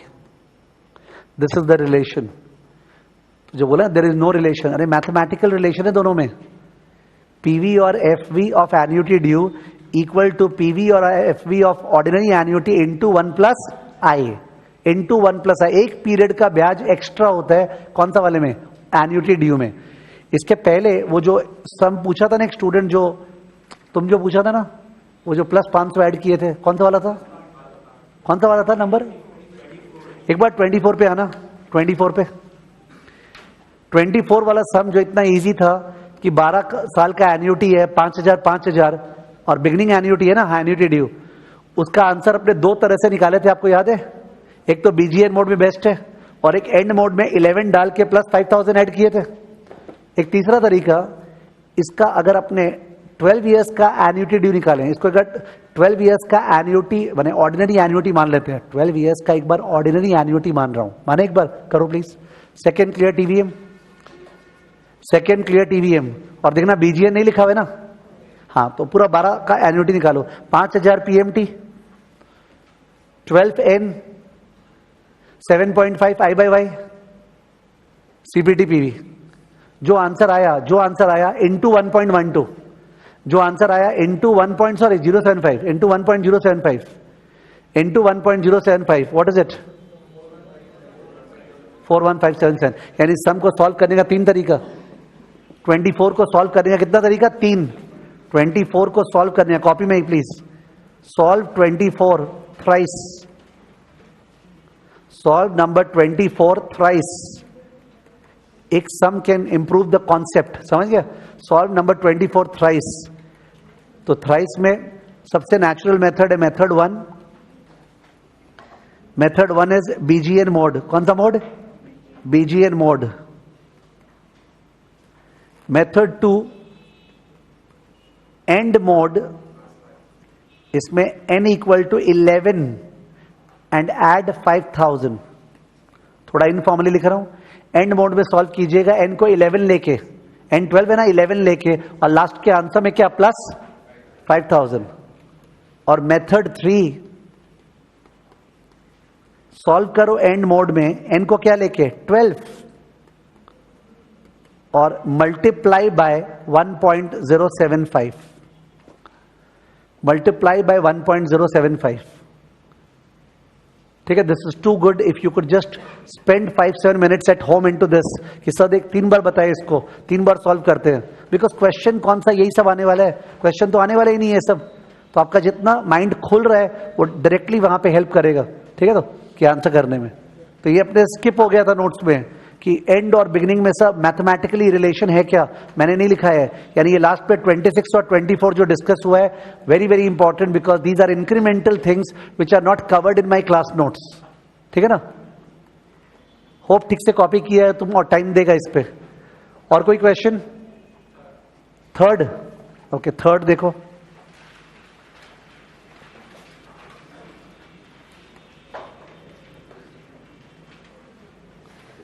Question number 3. एक सेकंड, आप लोगों को कुछ नहीं बोल रहा, मैं उन लोग को बोल रहा हूं जो लोग वीडियो देखेंगे इसका. इस टाइप का क्लास जिसमें लोग अपना अपना डाउट पूछते हैं ना, उसमें क्या होता है, जो पर्सन डाउट सुन रहा है, मतलब the other person, he doesn't feel attached towards the class, because oh यार वो तो उसका डाउट है, तुम कौन सा महान बन गया है. और खासकर वीडियो क्लासेस में पीपल जनरली वॉक आउट, अगर क्लास मिस हो गया, छोड़ना, ये सब फायदा नहीं है. तो एटीट्यूड बहुत ज्यादा इंपॉर्टेंट है जो अपने लर्न करे. It's a fight for 1 marks. I have scene, I am telling you, people में फेल जस्ट फॉर 1. एक और राइट हो जाता पास. एंड दैट पास मतलब क्या, कितना रुपया और कितना चीज का सेविंग ना, यू अंडरस्टैंडिंग. तो मैं तो बहुत ज्यादा पीछे रहता हूं कि इट्स ओके अगर एक छोटे से कॉन्सेप्ट में 2 घंटा लग गया तब भी कोई हर्ज नहीं है, because I know that that will only command our passing और फेलिंग. ठीक है, तो that attitude needs to be there. मैं उन लोग को बोल रहा था जो वीडियो सुन कहीं बाहर जा रहे होंगे. ठीक है ना. Number 3, which of the following statement best describes components of the required interest rate on a security?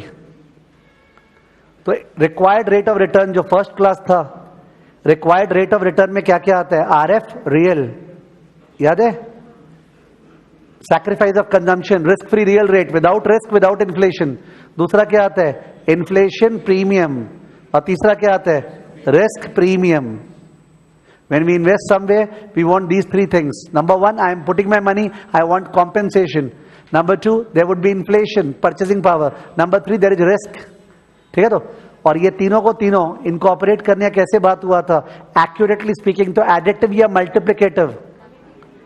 अगर मेरे को एक्यूरेट निकालना है, मतलब ये है 5%, ये है 4% और ये है 3%, तो ऐड करेंगे या मल्टीप्लाई? मल्टीप्लाई, क्योंकि 1.05 पे 4% और चाहिए.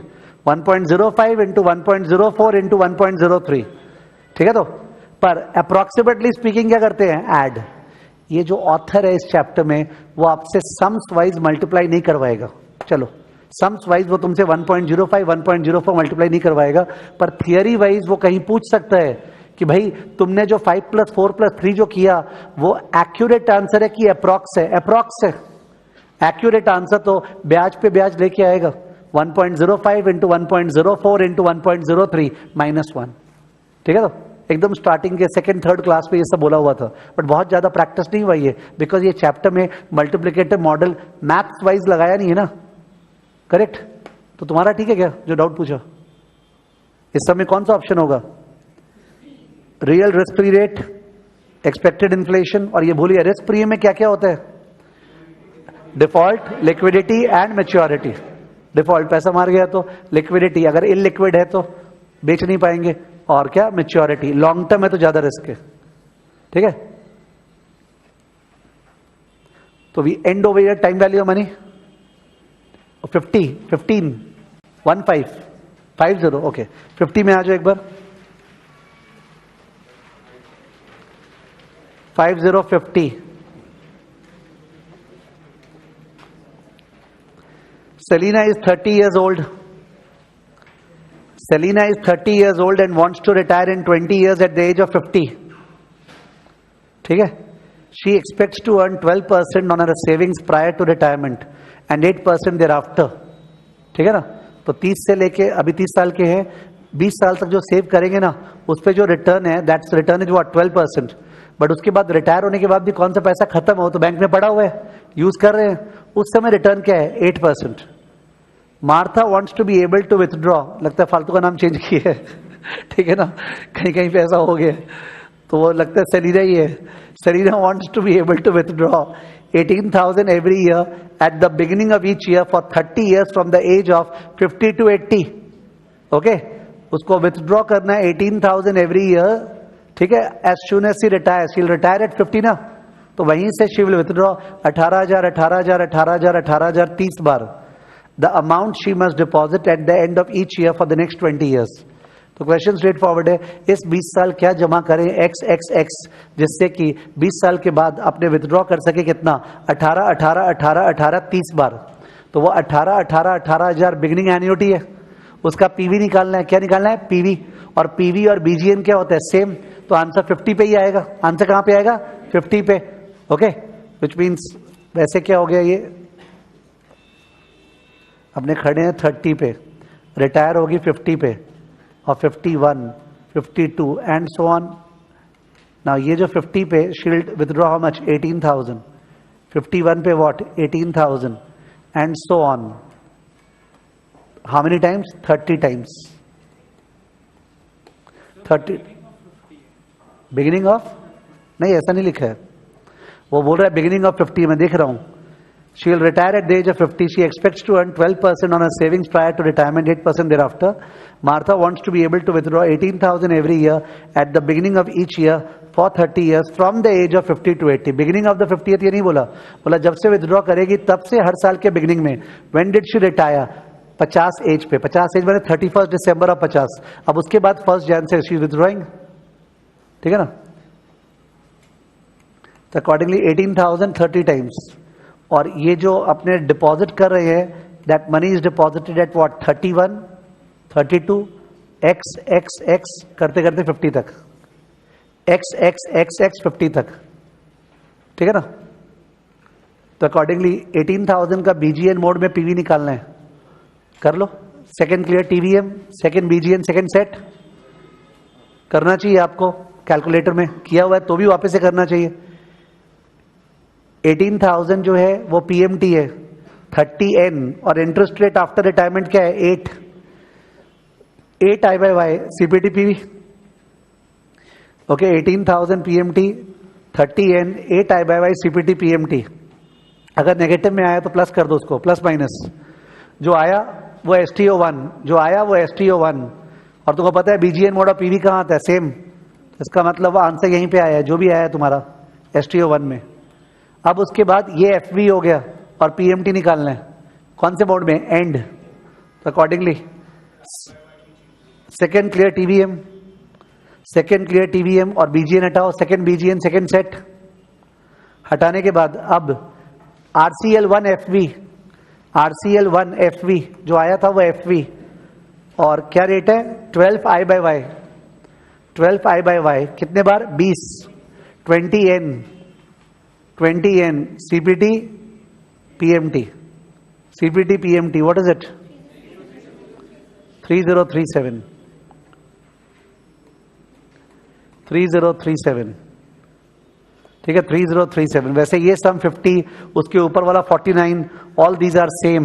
वही है कि बाद से पैसा चाहिए तो बताओ कितना कितना जमा करेंगे।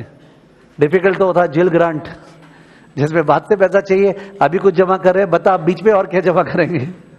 उसमें दो स्टोरी था। हो गया ये चैप्टर, कोई डाउट है किसी को और? नहीं। अब सारा डाउट एग्जामिनेशन में निकलेगा, जो मॉक एग्जाम होगा ना उसमें क्वेश्चन सेट करेंगे। तो अपने नेक्स्ट चैप्टर स्टार्ट करते हैं, चलो देखो।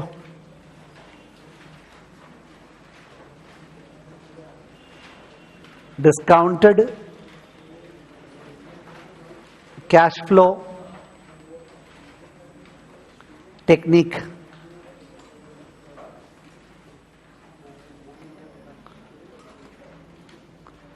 discounted cash flow technique, discounted cash flow technique, it's a continuation of TVM but given as a separate reading, okay, DCF, discounted cash flow technique। इस चैप्टर में 3 portions है, there are 3 targets that we want to accomplish। First target है कि अगर एक project में पैसा लगा रहे हैं, प्रोजेक्ट में, big project, you are putting 50 billion, it's a 10-year project, it will generate cash flow. How do we evaluate the project from a calculator perspective? Because how do we evaluate the project is also a very conceptual discussion which is there in corporate finance। एक topic है corporate finance, उसमें बढ़िया से discussion है, project क्या होता है, ये क्या होता है, वो क्या होता है। यहाँ पे तो प्रोजेक्ट नहीं चल रहा है, टीवीएम चल रहा है, तो टाना टूनी wise how do we do it, ठीक है। तो प्रोजेक्ट का दूसरा, अगर 3 महीने का रिटर्न तुमने निकाल लिया तो साल का रिटर्न कैसे निकालते हैं अपने, या तो इंटू 4 करते हैं या फैक्टर पावर 4 करते हैं ना। 3 महीने का रिटर्न 5%, तो साल का या तो 20 या 1.05 पावर 4। उसका और भी तरीका होता है, तो बोल रहा है वो तरीका जो तुमने थोड़ा बहुत टीवीएम में सीखा ना, चलो वापस से उन तरीके को एक्सप्लोर करते हैं, यानी कि वो वाला पार्ट रेपिटेशन है but with some value addition. और तीसरा, अगर आपने किसी फंड मैनेजर को पैसा दिया था, 5 लाख दिया था, फिर आपने 1 महीने बाद 10,000 निकाल लिया, फिर वापस उसको 20,000 दिया, फिर 30,000 निकाल लिया, फिर दिया निकाला, लास्ट पे उतना पैसा बना दिया। फंड मैनेजर का रिटर्न कैसे निकालते हैं, फंड मैनेजर का रिटर्न कैसे निकालते हैं? थर्ड वाला is the most important, okay. Third वाला, बिकॉज वही चीज से तो सीएफए ज्यादा डील करते हैं। तो 3 पार्ट है, 1 is project appraisal, second is different types of yield, साल का यील्ड कितना, EAR, HPY and all that, और थर्ड होता है appraisal of fund managers performance, ठीक है। तो ऑफकोर्स मैं तीनों फटाफट बोला हूं, कोई के अंदर डिग नहीं किया तो यू नॉट अंडरस्टैंड, पर मेरे को एक बार बताना तो पड़ेगा ना चैप्टर में क्या पार्ट्स है। Let's write down. Part 1 is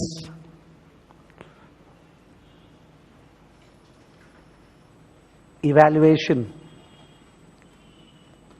of a project, evaluation of a project,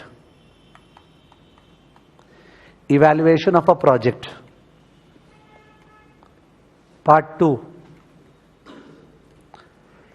different types of yield,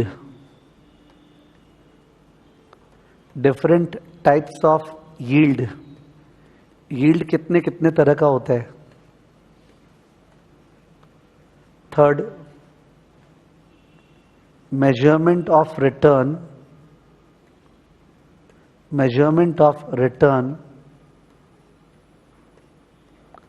of fund managers.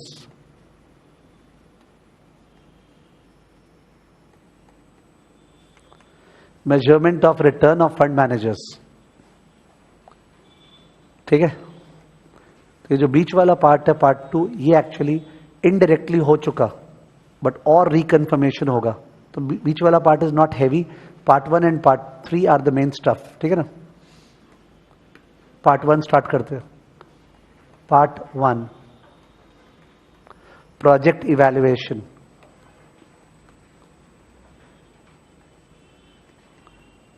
Project evaluation.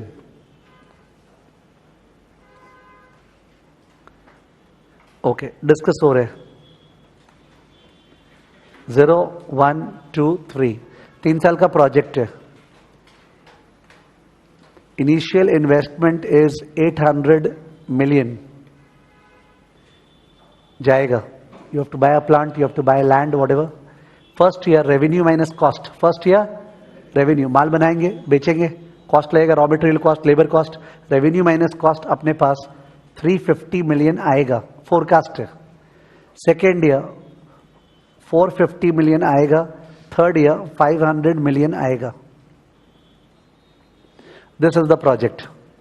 Sir 800 million जाने वाला है और 350, 450, 500 मिलियन आने वाला है. अपना कॉमन सेंस, ये 350, 450, 500 मिलियन सर्टेन है, पक्का इतना ही आएगा? Do you think practically uncertain है? अनसर्टेन है. ऑब्वियसली कोई भी प्रोजेक्ट में कैसे सर्टेन हो सकता है? It's impossible. ठीक है. तो these are risky. Hence your required rate of return is the risk free rate और risk adjusted rate. Risk adjusted rate मतलब तुम सोचेगा इस प्रोजेक्ट से क्या रिटर्न चाहिए, पक्का रिस्क प्रीमियम ऐड करके सोचेगा, है ना. तो इन दैट केस वो required rate of return exactly कैसे निकलता है वो अपने कॉर्पोरेट फाइनेंस में है, वहां पे. For the purpose of this chapter आपको दिया रहेगा. अंडरस्टूड. तो रिक्वायर्ड रेट ऑफ रिटर्न, ठीक है, उसको ये लोग कॉस्ट ऑफ कैपिटल भी बोलते हैं. क्या बोलते हैं? Cost of capital. और या फिर डिस्काउंट रेट. क्या रेट? Discount rate. वो तो आपको एलओएस ए से याद ही है. 3 था ना, इंटरेस्ट रेट का 3 नाम है. एक है अपॉर्चुनिटी कॉस्ट, एक है रिक्वायर्ड रेट ऑफ रिटर्न और एक है discount rate. You will remember. तो वो जो है वो सपोज 20% पर एनम है. क्या है? 20% पर एनम. ठीक है, 20% पर एनम. इसका मतलब this project is viable if this project will generate a return of more than 20%. 20% is the hurdle. I require 20%. So I will invest in the project only if the return is more than 20%. Only if the return is more than 20%. ठीक है. तो बताओ इसमें 20% से ज्यादा return है कि नहीं है?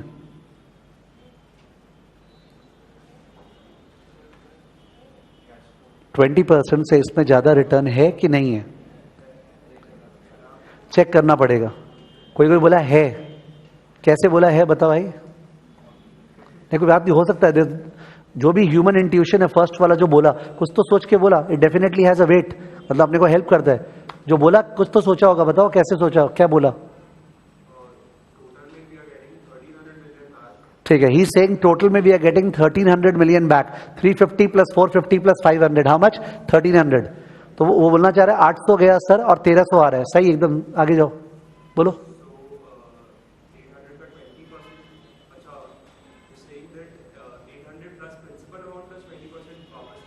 हाँ, रिटर्न 20% चाहिए. 800 तो आना ही चाहिए वापस. हाँ, कैसे नहीं आ रहा है? हाँ तो आ रहा है ना, कैसे नहीं आ रहा है? हाँ तो चाहिए कितना? हाँ तो कितना हुआ वो? 960. हाँ हाँ ठीक है. It's okay. But genuine thought है, दैट्स इंपॉर्टेंट कि you have a view when you look at the data, you have a view. That is what is required. That's very good. तो अगले ने क्या बोला? सर टोटल 1300 आ रहा है, 800 लगाए, 20% चाहिए, 960. I like the fact that वो लॉजिकल ट्राई है. 960. इसमें काफी सारा लूप होल्स है. इसमें काफी सारा लूप होल्स है. कोई पॉइंट आउट? हाँ बोलो. हाँ, ओके, वेरी गुड पॉइंट। इसने बोला कि सर 350, 450 और 500 ऐसे कैसे ऐड कर सकते हैं? These are money standing at different point of time. एक पे है, दो पे है, तीन पे है। टाइम वैल्यू मनी बोलता है money standing at different point of time can never be added, can never be deducted because they have different purchasing powers. ठीक है, तो 1300 ऐड नहीं हो सकता है, एकदम सही बोला। तो तुम्हारा कोई सुझाव उसके लिए?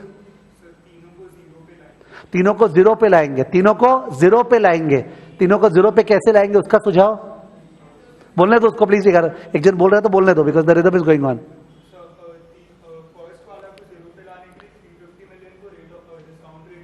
20% है, करो, बोलो बोलो ना, क्या करोगे? नहीं, क्या 350 बाय क्या कर रहे हो? 350 बाय 1.2 तो बोल रहा है 350 को डिवाइड बाय 1.2 कर देंगे तो 350 का पीवी आ गया। आगे बोलो। 450 बाय 1.2 स्क्वायर, उसका पीवी आ गया। नेक्स्ट 500 बाय 1.2 क्यूब, इसका पीवी आ गया। करेक्ट है, तीनों का पीवी आ गया। अब तीनों को ऐड करके, तीनों को बोला ऐड कर देंगे, जो आया उसको ऐड किए, ऐड करके कंपेयर। स्टॉप, किससे कंपेयर? हाँ, 800 से। 800 से टॉपिक मोटा मोटी खत्म हो गया इस डिस्कशन में। जो टॉपिक करना है वो डिस्कशन में खत्म हो गया। That is the good thing if you just spend time and apply your logic. This is what they are saying. 350 का PV by 1.2, 450 by 1.2 square, 500 by 1.2 cube. जो आंसर आया, can I call it PV? Because it is PV. ये PV है। ये जो PV आया इसको 800 से कंपेयर, एकदम सही बोला, 800 से कंपेयर। नाउ कंपेयर का जहां तक बात है, एक सेकेंड, सपोज स्टोरी चेंज, 800 का ये शेयर है, 800 का ये शेयर है, ये प्रोजेक्ट है ही नहीं, 800 का एक शेयर है, तुम बाई करोगे 800 देना पड़ेगा। और इस शेयर से तुमको 1 साल बाद 350 मिलने वाला है, 2 साल बाद 450 मिलने वाला है, 3 साल बाद 500 मिलने वाला है। तुम्हारा रिक्वायर्ड रेट ऑफ रिटर्न 20% है। द मैथ इज सेम, पूरा मैथ इज सेम। तो इन दैट केस अपने ऐसा क्या देना चाहेंगे? 350 का पीवी, 450 का पीवी, 500 का पीवी। तो जो आया पीवी, वो जो पीवी आया शेयर्स में, उसको बोलते हैं इंट्रिंसिक वैल्यू। क्या बोलते हैं? Intrinsic value of the share is what I am ready to pay today, and what I am ready to pay today, the PV of the future cash flow. PV of the future cash flow. Suppose it comes to 920. How much? 920. Sir, मैं 920 रुपया इस share का देने तैयार हूं। 920 is the should be price of the share. What is it? Should be price of the share. But what is the price? 800. तो it is सस्ता और महंगा? सस्ता. We should buy the share. That is what he meant by comparison. कि sir compare कर लेंगे। Share में ऐसा वर्ड यूज करते हैं कि इट इज अंडर प्राइस्ड, 800 पे अंडर प्राइस्ड है, बाय, या it is over priced, sell, short. ठीक है ना? प्रोजेक्ट तो बाजार में ट्रेड नहीं होता है, प्रोजेक्ट तो नेशनल स्टॉक एक्सचेंज या बॉम्बे स्टॉक एक्सचेंज में बिक रहा नहीं है, तो प्रोजेक्ट में कंपेयर नहीं करते, माइनस करते। क्या करते हैं? माइनस। 920 आया माइनस 800, 920 आया माइनस 800, क्या आया? 120. 120 is called net present value. What is it called? I think there couldn't have been a better word for it because present value किए और उसमें से आज का पैसा क्या करते हैं? लेस। आई थिंक इवन अपने भी अगर नाम निकालते हैं ना दुनिया में इसका नाम, तो क्या होता है? NPV, net present value. ठीक है, तो net present value is present value of the cash flows minus initial investment, minus initial investment. Positive आया तो प्रोजेक्ट इज वायबल, नेगेटिव आया तो प्रोजेक्ट इज नॉट वायबल। ठीक है, पॉजिटिव आया तो प्रोजेक्ट इज वायबल, नेगेटिव आया तो प्रोजेक्ट इज नॉट वायबल। अब एक चीज पूछ रहा हूँ just because I am not stressed about कितना मेरे को लिखाना है कितना नहीं लिखाना है। आज की क्लास पे कुछ अंडरस्टैंडिंग हो उसको तो वापस से मैं नेक्स्ट क्लास पे पिकअप कर लूंगा। टेल मी समथिंग, अगर एक जैसे ये शेयर ही बात कर रहे थे, शेयर 350, 450, 500 देने वाला है, तुमने इसका पीवी निकाला, तुमने क्या निकाला? इसका पीवी, वो आया 920। 920 जो है, वुड यू से it is the value of the share? It is the value of the share, the worth of the share. ठीक है, the worth of a human being, the worth of a human being talking financially is the present value of his future income. तुम जिंदगी में जो कमाने वाला है future में, उसका प्रेजेंट वैल्यू आज के दिन तुम्हारा वैल्यू है, तुम्हारा वर्थ है। Living all your families assets and all that, वो तुम्हारा वर्थ है। वैसे the worth of a company is the present value of the future cash flows. Worth of a project is the present value of the future cash flows. What I wanted to say is that ये जो 120 आया ना, 120, ये 120 profit नहीं है। 920 minus 800 profit नहीं है, because profit is a annual concept. ये जो 120 is a wealth concept. What concept? Wealth और इनकम में डिफरेंस है कि नहीं है? थिंक वेल्थ और इनकम.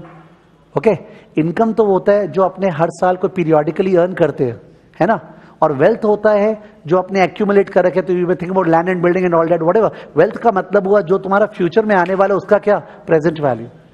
तो एनपीवी का लास्ट वर्ड क्या है? वैल्यू.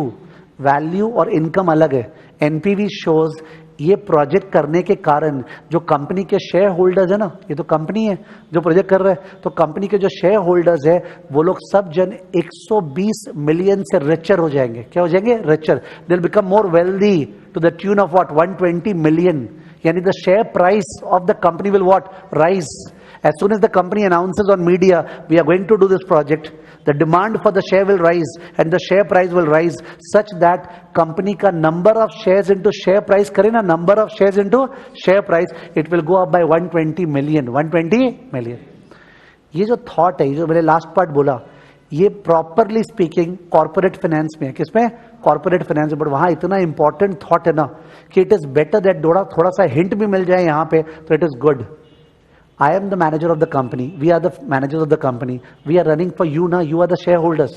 अरे तुम लोग ओन करता है, तुम्हारा कंपनी है, तुम लोग तो मेरे को अपॉइंट किया है रन करने के लिए कंपनी को. मेरे को कंपनी को ऐसे रन करना है कि तुम लोग सब जन वेल्दी होते जाओ. और तुम लोग का वेल्थ क्या है? जो शेयर होल्ड कर रहे हैं. तो मेरे को कंपनी को ऐसे रन करना है कि शेयर का दाम बढ़े या गिरे, बढ़े. ठीक है, तो शेयर का दाम बढ़ते जाए और तुम लोग और ज्यादा रिचर होते जाओ. तो एनपीवी ये दिखाता है कि आप अगर ये प्रोजेक्ट किए तो आप लोग शेयर होल्डर्स को कितना वेल्दी कर दोगे या कितना खराब कर दोगे. ठीक है, तो इसको बोलते हैं एनपीवी, नेट प्रेजेंट वैल्यू. खैर स्टैट्स वाइज इस चैप्टर में इतना नहीं है. इस चैप्टर में इतना है जो ये बोला कि पीवी निकाले और माइनस करे क्या, 800. पॉजिटिव आया इट्स क्रिएटिंग वेल्थ, नेगेटिव आया इट्स डिस्ट्रॉइंग वेल्थ. सही है. जितना भी कोशिश कर ले, I have tried my self. ठीक है, तो कि एक बिजनेसमैन को ये समझाए ना 120 मिलियन का मतलब, नानी याद आ जाएगा. 120 मिलियन समझ में नहीं आएगा उसको. लास्ट में तो हाँ प्रॉफिट ही है. ठीक बोले आप. लास्ट में ही बोलना पड़ेगा हाँ एकदम सही बोल रहे, 120 मिलियन का प्रॉफिट है. बिकॉज तुम तो अभी मैंने भी समझाया तुम लोग को पूरी तरह से वो इंटरनलाइज नहीं हुआ, मैं मान रहा हूँ. Because it takes time. वो कॉर्पोरेट फाइनेंस में उतना समय देके नंबर ऑफ शेयर्स प्राइस वगैरह दिखा के वो समझ में आता है. तो I M acknowledging that even तुम लोग को भी 120 मिलियन जो वेल्थ बोल रहा था वह वो उस तरह से इंटरनलाइज नहीं करवा पाया जैसे अपना ऑब्जेक्टिव है. ठीक है, तो उसका तो बात ही क्या है. ठीक है, तो जो नॉर्मल बिजनेसमैन है जिसका फाइनेंशियल बैकग्राउंड नहीं है, एनपीवी समझ में नहीं आता. It doesn't go into the head of people. लोग सोचते हैं प्रॉफिट है. बट अगर एक चीज उसको बताए कि इस प्रोजेक्ट में, सुनना, इस प्रोजेक्ट में 28% रिटर्न है. कितना? मन से बोला हूं. इस प्रोजेक्ट में पर एनम 28% रिटर्न है. चाहिए कितना उसको? 20. रिटर्न कितना है? 28. बहुत बढ़िया. ये उसको एकदम 90 डिग्री हिट करता. बोला हाँ आइए बात कर. ठीक है ना. He will say that please talk like this. Wealth value ये सब क्या हो रहा है. तो ये समझ में आ रहा है कि 28% जो है वो रिटर्न है और 20% चाहिए. तो this is what gets into his head.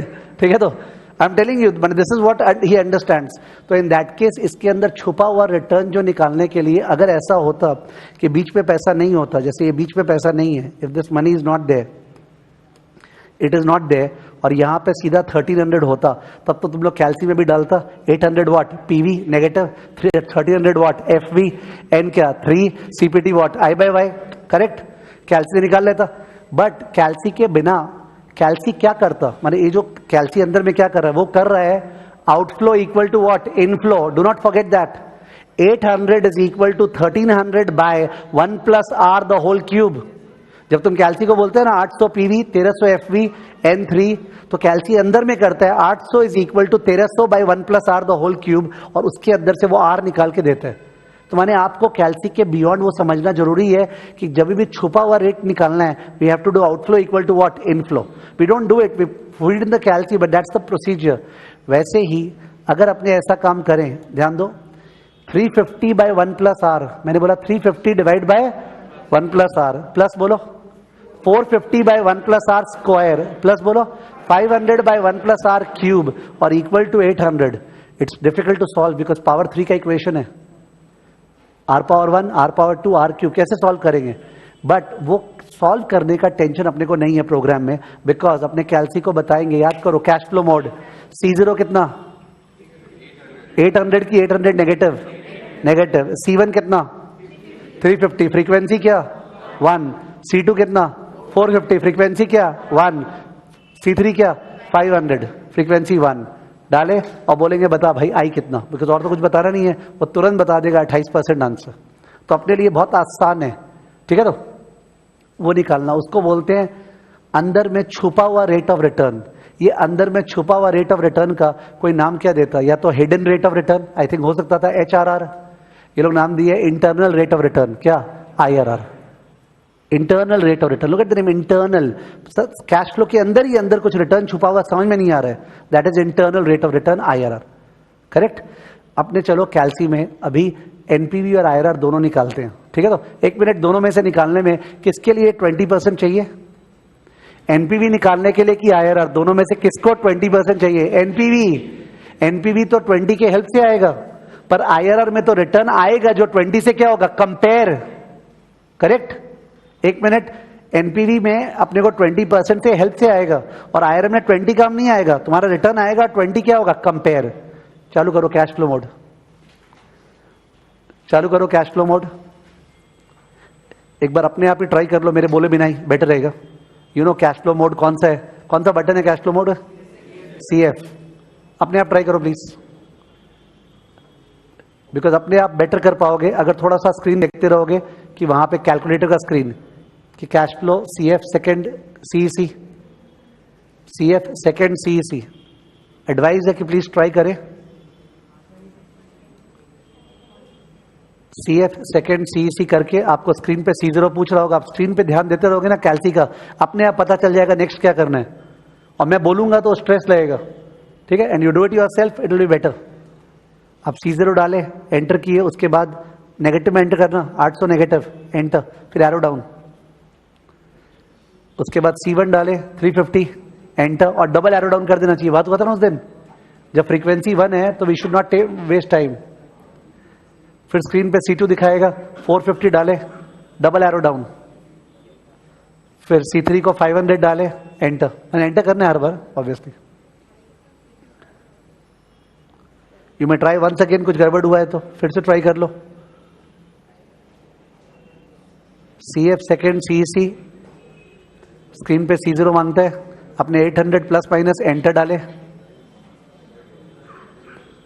फिर एरो डाउन करते ही C1 पूछता है 350, एंटर, डबल एरो डाउन, फिर 450, एंटर, डबल एरो डाउन, फिर 500, एंटर, डाल दिए। डालने के बाद आई थिंक IRR इजी होगा। IRR का बटन दिख रहा है, IRR कहां दिख रहा है बताना, NPV के बगल वाला IRR दिख गया होगा सबको, प्रेस कर दो IRR CPT, IRR CPT, क्या आंसर 26.89% रिटर्न है। 28 अच्छा ही तुक्का मारा था, ठीक है। 26.89% रिटर्न है, तो प्रोजेक्ट में 26.89% रिटर्न है, चाहिए कितना 20। The project should be undertaken, project is what viable. तो IRR तो बहुत ही ईजी है, ठीक है ना। केवल आपको स्क्रीन को फॉलो करना है, C0 C1 जो बोल रहा है डालते जाओ, और उसके बाद कंप्यूट IRR कंप्यूट। अब NPV कैसे निकालना है, 1 मिनट, फिगर तो गया हुआ अंदर, NPV प्रेस करो, NPV प्रेस करो तो स्क्रीन पे कुछ मांगेगा तुमसे, आई क्या आई है 20 enter, 20 enter, arrow down, screen पे NPV पूछ रहा है CPT 93.551, यानी 1 मिनट 93 आंसर मान लेते हैं। इसका मतलब ये स्टूडेंट जो बोल रहा था 350 बाय 1.2 प्लस 450 बाय 1.2 स्क्वायर याद है, प्लस 500 बाय 1.2 क्यूब, वो कितना आया था 893। कैलसी किया क्या, 300 350 450 500 का पीवी किया, उस पे से 800 क्या किया, लेस करे बिना कितना आया था 893। So the project is worth 893, we have to invest only what 800। तो 93 का पॉजिटिव वैल्यू क्रिएशन है। NPV is 93 million, is it okay, 93 million. हमेशा मेरे को ऐसा लगता है, अभी तो हमने लिखे नहीं है, कि नेट प्रेजेंट वैल्यू का nobody can say after 2 months यार एनपीवी का फॉर्मूला ही याद नहीं है। फॉर्मूला किया क्यों थे, नाम करना पीवी प्रेजेंट वैल्यू, और नेट माने क्या माइनस। कभी जिंदगी में इसका फॉर्मूला हो ही नहीं सकता है। You will forget if you are trying to learn net present value, everything is in the name. Positive आया एक्सेप्टेड, नेगेटिव आया रिजेक्टेड। और इंटरनल रेट ऑफ रिटर्न क्या है? अंदर में छुपा हुआ रिटर्न, वो तो आउटफ्लो इक्वल टू इनफ्लो। काश रिटर्न ज्यादा हो रिक्वायर्ड रेट ऑफ रिटर्न से। ये दोनों चीज लर्न करने का है नहीं, ये दोनों चीज में हमेशा नाम पे स्ट्रेस देने का है। एनपीवी आईआरआर, एनपीवी आईआरआर, ठीक है। तो ओके, लिखें प्लीज, राइट डाउन, लिख देना वार्म अप, बिकॉज आज वार्म अप के अलावा कुछ हो नहीं पा रहे। वार्म अप, वार्म अप के अंदर लिख दो consider, consider a project, consider a project with the following net cash flows. Consider a project with the following net cash flows. Consider a project with the following net cash flows. तो ऐसे copy करना है। Years, years का एक रो बना दिया 0 1 2 3, years का एक रो बना दिया 0 1 2 3, और उसके बाद net cash flows. Net cash flows के ब्रैकेट में लिख दो ना, बेटर रहेगा। नेट कैश फ्लोस के ब्रैकेट में dollars million, net cash flows के ब्रैकेट में यहां पे डॉलर्स मिलियन, डॉलर्स मिलियन। सो 800 मिलियन का इन्वेस्टमेंट है इनिशियल, और आएगा 350 450 500, 350 450 500, ठीक है। उसके बाद आगे लिख दो, given the risk involved in the project, given the risk involved in the project, given the risk involved in the project, risk involved in the project, comma, required rate of return is, required rate of return is 20%, required rate of return is 20%, full stop. We also call it cost of capital, full stop. We also call it cost of capital. Okay, जिन्होंने पैसा provide किया ना capital 800, उन लोगों को क्या return चाहिए? उन लोगों को 20% चाहिए। कॉस्ट ऑफ कैपिटल, कैपिटल का कॉस्ट, पैसे का ब्याज, cost of capital, full stop.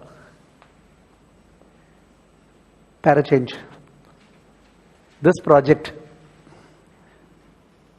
would be viable, this project would be viable only if, this project would be viable only if, this project would be viable only if it generates a return, this project would be viable only if it generates a return greater than 20%, only if it generates a return greater than 20%, 20%, full stop. To check this out, to check this out, comma, there are two main methods. To check this out, to check this out, comma, there are two main methods, dash, para change, method 1 NPV, method 1 NPV, full form क्या? Net present value. Full form के साथ लिखो net present value. Net में present value कितना, माने present value में से minus करके कितना, net present value. Method 2 internal rate of return, method 2 internal rate of return, internal rate of return, ठीक है।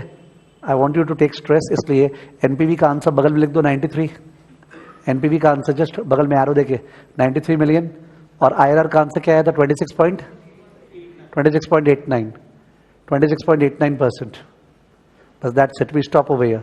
आपको खुद को वापस ट्राई करके सोचना है ये कैसे आया था, ठीक है, and do think about it, ठीक है। तो अपना कंप्लीट एकदम भी नहीं हुआ है, we have just initiated the topic.